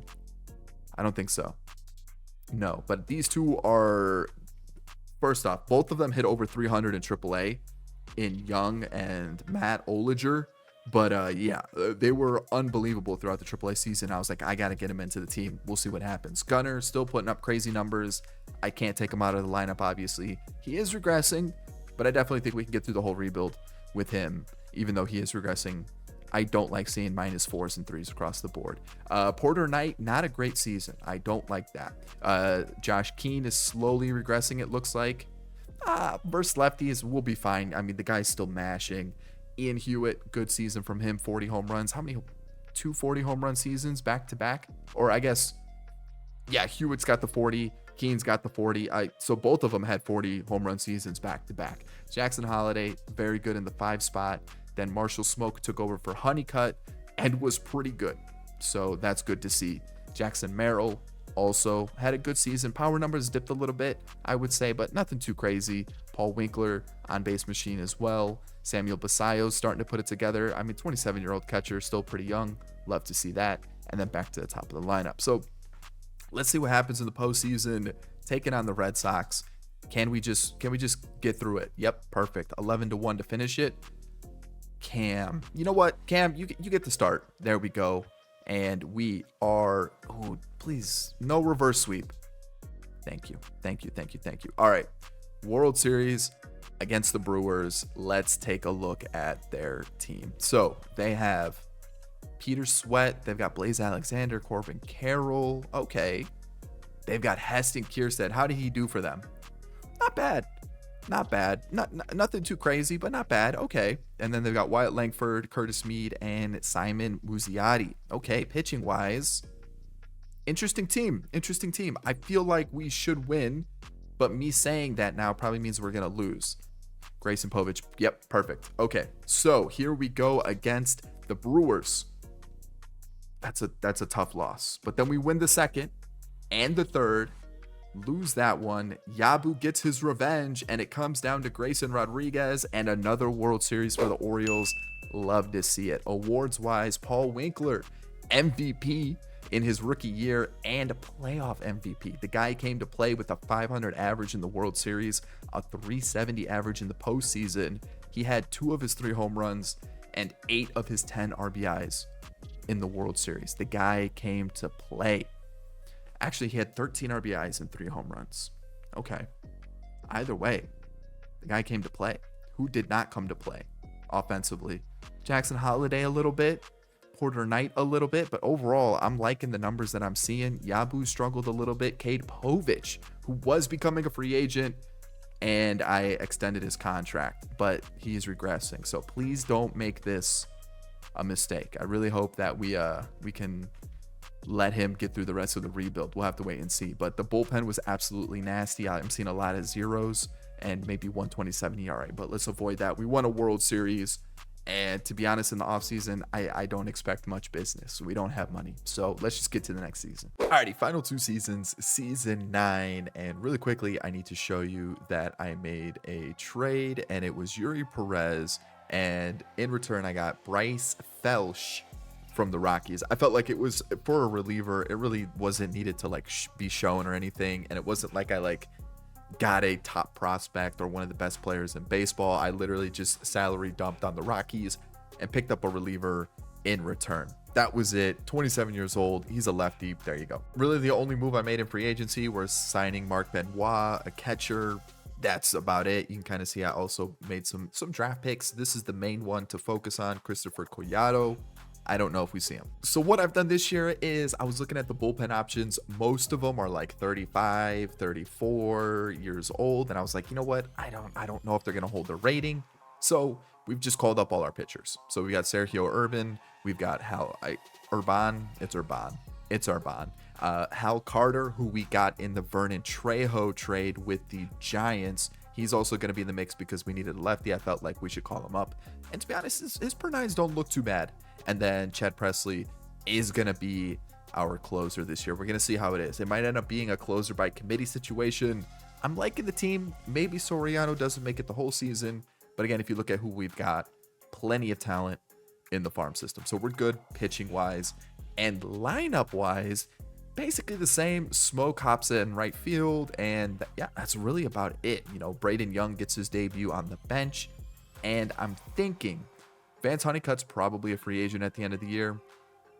I don't know if I keep him. If I threw him into the lineup, we'd have a whole 90 rated team. Actually, we wouldn't. I mean, I could if I threw Warner Booth in as well and then just kind of move some position players around. Like, we could have a full 90 overall lineup, but this team's been absolutely mashing, so I don't really want to change it up too much. But I think for season 10, if we don't win a World Series, I might blow it up a little bit just for some fun and see what kind of crazy players we can get, because there are some pretty crazy players out there. There's Julio Rodriguez, who's up to a 98. Billy Pearson, who was the Marlins generational talent, is now with the Yankees. You got Carroll, who's a 97. Skeens is a 96. Let's see. Enrique Ramirez is a generational talent that's with the Giants. He's been playing for a few seasons now. There's Rusty De La Cruz, who I tried to sign actually on one of those like crazy deals where I make it like 10 years backloaded, but he ended up going to the Cardinals instead. So yeah, just kind of looking around the league, you can kind of see there's other names that are starting to develop pretty well. Like Matt Shaw, he's 31. He's up to a 94. He's had some okay seasons here and there. He was a free agent this year, but I just felt like we really didn't need another middle infielder. But there's some interesting names for sure. Daryl, who has won reliever of the year, I know at least once, but he was also a free agent this season. It's just I couldn't compete with the money. I just felt like we probably shouldn't pay for a closer when I really don't have that much money to begin with. As I just said, I tried to sign Rusty De La Cruz, but there's some interesting names for sure. But I feel like we've really just built like a power, like just a super team. It's been insane. We've only made a couple trades. We've just drafted really well. So, and of course signed a couple generational talents. So that helps out too. But let's get through season 9. Let's see if we win in the World Series. Alrighty, I didn't want to make a trade yet, and I think this might be my first mid-season trade of the entire rebuild, but I'm going to pick up Derek Conine from the White Sox, and Jackson Merrill is going to get traded. He's starting to regress, and last year wasn't amazing, so Yuri Perez and Jackson Merrill have just let me down towards the end of the rebuild, which is super disappointing because the first 2 seasons for Jackson Merrill was good, and then this third season where, a continual regression kind of points to a sign, and he's having a terrible season. So let's just get a new outfielder and we'll figure out the outfield situation. I'm going to give Honeycutt the whole season, see how he does, see if he can earn a spot, because he's actually not having a terrible season off the bench. And you're probably thinking, well, then why did you trade for Conine? Having him off the bench is not a bad thing either. He's 81 rated. He'll develop over the season. And like I said, we've still got a really strong bench. We've still got a really strong lineup. Like, plus Marshall Smoke honestly isn't really doing that well. So maybe I just turn to Conine now, and there we go. That works out. Pitching wise is looking good. We've won 78 games at the trade deadline. That's how crazy we are. All right, so the season's over. Again, at that number 1 seed, we won 118 games. It was insane. I do want to point this out because I know some of the top players that are currently in baseball, like in this like real life season, are about like 40 in this year of the rebuild. So the one player that I can point out that isn't going to be shown is Mike Trout. He did hit 600 home runs, which is absolutely insane. I didn't show you that, but let me show you the career for all position players just so you can get an idea of what's going on with some of the other players around here. Like Shohei, he's 38. He's hit 553. Devers has 548. Bryce Harper 522. Judge 509. Machado 490. Jordan 471. 458 for Vladdy. Soto only has 407, which I thought was interesting. Gunnar Henderson has 404. Okay. And if we take a look at like hits, you can see no one has eclipsed the 3,000 hit mark of the current players that are around right now. And like I said, these guys are like at their 40-year mark. So I felt like I should show you some of them. RBI leader was Devers, who's still holding on to a pretty good rating at 85 at 36 years old. 500 stolen bases for Trey Turner. Nico Horner is pretty close at 496, which I thought was pretty interesting. And for wins, it's Shane Bieber with 203 for the current like active pitchers, and then 503 saves for Edwin Diaz, who's 39 years old, Class A at 449. So there you go. Strikeout leaders is Freddie Peralta, 2,700, which is okay, interesting. But let's talk about our team here. League leaders, Grayson Rodriguez once again was fantastic. Chad Presley had the most saves, and offensively, Josh Keane and Jackson Holliday were our main offensive threats, I guess, based on that. Awards, we've got 5 this year, and it looks like we got a little MVP sticking out the side. So we got reliever of the year, Chad Presley. We got a Cy Young. We've got a Hank Aaron, an MVP, and a batting title. So top 3 for the MVP race, all Orioles. On the other side, it was that generational talent, Enrique Ramirez, who is 22 years old, had a crazy season for the Giants there. But you can see Josh Keane, 54 home runs, 42 for Jackson Holliday, and then a 23-2 season for Grayson Rodriguez, who had a 2.76 ERA. He won Cy Young, beating out his teammate Cam Caminiti, and Randy Shepard won it for the other side, who was a season 1, season 2 draft pick. I remember him, and I didn't get a chance to pick him, so it didn't matter. Jackson Holliday, batting title winner. Dylan Cruz won it on the other side. 31 years old. He just hasn't really developed up until these last couple seasons. I've kept my eye on him. He hasn't really done much in this rebuild. Tom Belcher is the reliever of the year. Looks pretty good, I would say. Looks pretty solid, I would say. Yeah, I mean, what's that? Back to why did I see him last year? I don't know. I feel like I saw his name last year. Chad Presley, reliever of the year, was fantastic. Daryl Mason. Oh, Daryl Mason. They had to rub it in my face again. I totally forgot about him. This is who I wanted in the draft a few seasons ago, and he's made his debut, and it looks like he's going to be pretty good. And then Tyrone Richards won it for the Mets with a pretty decent season, I would say, for the Mets. All right, let's talk about this pitching staff. Elmer Vasquez, only 87 innings, which makes me think either the rest of the bullpen got a lot of work or our starters did very well. But for limiting in his innings, he was good. He was really solid. We've basically got him for the whole rebuild, so I'm not worried about that. Cade Povich, I'm probably going to pick up his option. It's only 16 mil. He's one of the OG Orioles. Let's keep him with the team. He wasn't bad as a 4th or 5th starter. Pretty happy with those numbers. We got Urban, who became a reliever this season and was good in the 40 innings that he's pitched. Like very, very good. We got Hal Carter, also was pretty solid. We had like a committee setup role because a couple guys would do really well, then they'd cool off, so I'd move somebody else into the spot. As you can see, blown saves, quite a few, but you know what? I'll take those numbers. Cosmo Lopez, he was up and down this season. Soriano was also up and down this season. I tried to give, where is he? I gave this guy a chance. Wasn't great. So we're gonna see what else we can get into the mix. Richie Cox, I think, also got a few innings. Wasn't fantastic, but he was really good in AAA. So I'm still hopeful with him. You can kind of see we've got plenty of guys here. So at any moment, somebody can get called up. And then Vernon Trejo ended up being our setup guy and has just been so good these 3 seasons. And then Chad Presley, reliever of the year. I mean, this guy, what a story there. So Grayson Rodriguez, Cy Young winner, back to back, I should say, 3 times so far. We've got Yabu, who was also very good, and Cam Caminiti, who was also very good. And then finishing it with Jared Carlton, who also, I'll take that for sure. I don't know how much more he's going to develop, but a 14-3 season, yes, please. Lineup wise, bench, pretty atrocious, I would say. These two especially. Warner Booth is 94 and only got 43 ABs. So there's that. I mean, like, I feel like I need to get him into the team, but like, who is he starting over? Maybe somebody, like, do I just say, you know what? Yeah, you can play right field. He's got crazy fielding. It's just he's so slow. Do I just go like the Mark Trumbo route, throw him out there every once in a while versus lefties, and then Conine only faces righties? That might be the move. Braden Young wasn't great, but I just kind of had him pictured as a bench bat anyways. Boswell's our backup catcher. Culpepper was fantastic. And then Marshall Smoke, not a bad bench bat. So I'm happy with that. Let's talk about our starters now. Gunnar Henderson down to an 87, still hitting well above average. So I'm happy with that. Porter Knight, a little bit of a bounce back season, still hoping for a little bit more. We got Josh Keane, who was unbelievable, 54 home runs, crazy numbers from him. Hewitt is starting to regress a little bit, but I'm still happy with those 30 home runs. Holiday, crazy numbers, 1060 OPS, 424 on base percentage. Are you serious? Co9. Oh man, do I take him out? This guy's putting up crazy numbers. Vance Honeycutt, okay.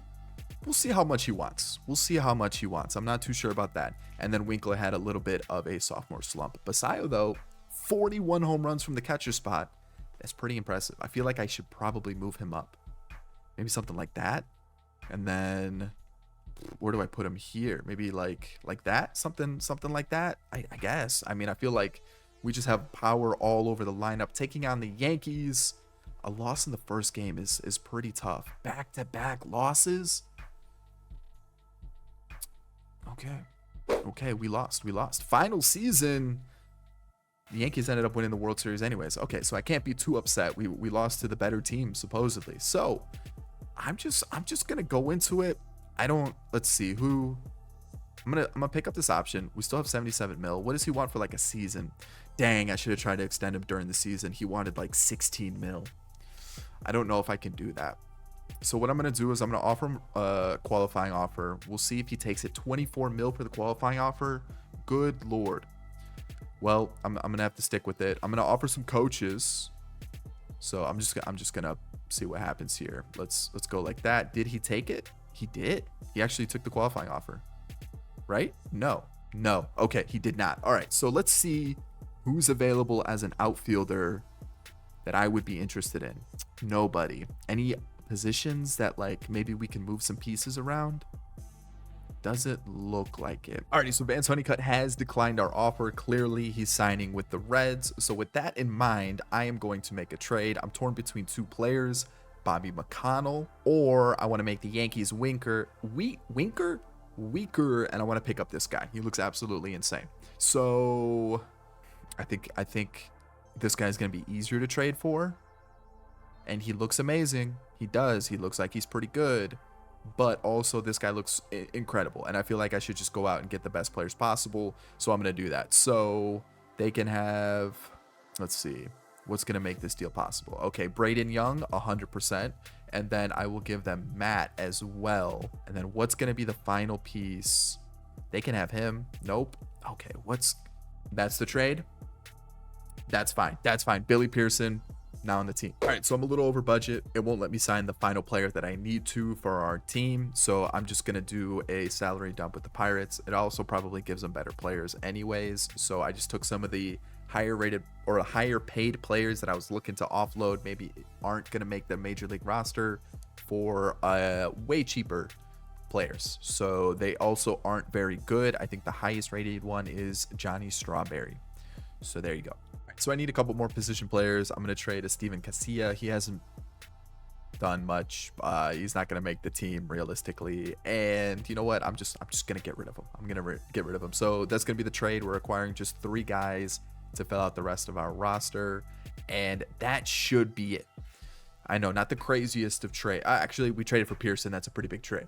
All right, I lied. I need one more trade. Boom. There it is. We are done now. So Buster Gentry, I know that isn't going to make the team. It's fine. Honestly, I might even trade this guy instead just because, you know, the potential. He's a little bit older. Let's see if he can make a team. Would he make the team? He actually would start for the Tigers. So there we go. We're going to get these 3 prospects.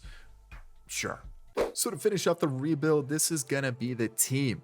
I'm really liking it. Most of the pitchers I feel like have been drafted. Actually, hold on. Yabu, Carlton, a couple of these guys have been traded for sure, but I'm pretty happy with the way we've assembled this squad. And then on top of that, if you take a look at the lineup, I mean, it's crazy with Pearson added to it too. I mean, this is crazy stuff. If I wanted to get a full 90 lineup, I could not. I would come close. I would be 1 rating short because I'd put Smoke in and Booth in. but then we'd be, 189 in the squad. But overall, the team's looking absolutely insane. Crazy squad that we've put together. 9th in defense, 10th in speed. That is the worst 2 categories, but we're a top 10 team in every single category. We've been in the World Series as many times as we haven't. Actually, I think we've been in the World Series one more time than we haven't throughout this entire rebuild. So let's keep that true. Let's get to the World Series one more time. Let's at least win another World Series so we can win 5 total in this rebuild. Let's see if we can do it. So again, we're finishing as the number 1 seed, 100 plus wins, 116, absolutely insane. I mean, we scored over 1,000 runs. I mean, unbelievable. League leaders, Grayson Rodriguez, absolutely insane at the top of our rotation. Billy Pearson, what a pickup. So let's see what awards we got. Cy Young, that was it. Billy Pearson lost to Tristan Casas. And Josh Keane was also in the mix there. Okay, that's fair. Enrique Ramirez won it on the other side. Adolfo Zavala, so 2 Giants winning the top awards. Also, hold on. Grayson Rodriguez obviously won it. Yabu was in the mix, but how many is that for? That's 3 in a row, 4 of the last 5, I think, for Grayson Rodriguez. But MVP, BJ Murray Jr. Okay, and Yanquiel Fernandez in the mix for the MVP race. Okay, also a 4 ERA winning Cy Young is pretty crazy when the other 2 were under 3 ERA. Philip Conrath and Guadalupe Zapata won batting title, just beating out Paul Winkler. I wonder what is the deciding factor? Maybe on base percentage? Maybe. Matthew Liberatore along with Art Brett were the relievers of the year, and the rookie of the year went to Pete Irving and Howard Voss. Let's take a look at our team. So bullpen, a little iffy this year. I tried to get a couple other guys involved. Alan Laird didn't do too great. As you can see, it wasn't amazing, and I think that was really about it. I'm really tempted to give Richie Cox a chance, but at the same time, those per 9s are a little worrying. So let's talk about the team. Cam Caminiti kind of started off rough first couple seasons that we gave him. From there, he gave us 3 really strong seasons and then finished off with an okay year. Overall, I'm still pretty happy with what he gave us. Cade Povich is slightly regressing this season. And again, a couple down seasons. I mean, that first season was rough, but then basically from there, a 3.5 ERA the entire rebuild. A couple all-star appearances. Caminiti, no awards there. Hal Carter came in, was very good for us for 2 seasons. Love that. Trejo, little disappointing this season, but the previous years were amazing, so I can't be too upset. Corona, it's tough. Urban was pretty good. Pitched half of the innings compared to last season. Cosmo Lopez, lights out. Unbelievable this season. Crazy good year. And then Chad Presley struggled a little bit, but at the same time, like, the ERA is a little bit higher, but like the whip's okay. Blew less saves than last year, and 3 all-star appearances with 1 reliever of the year.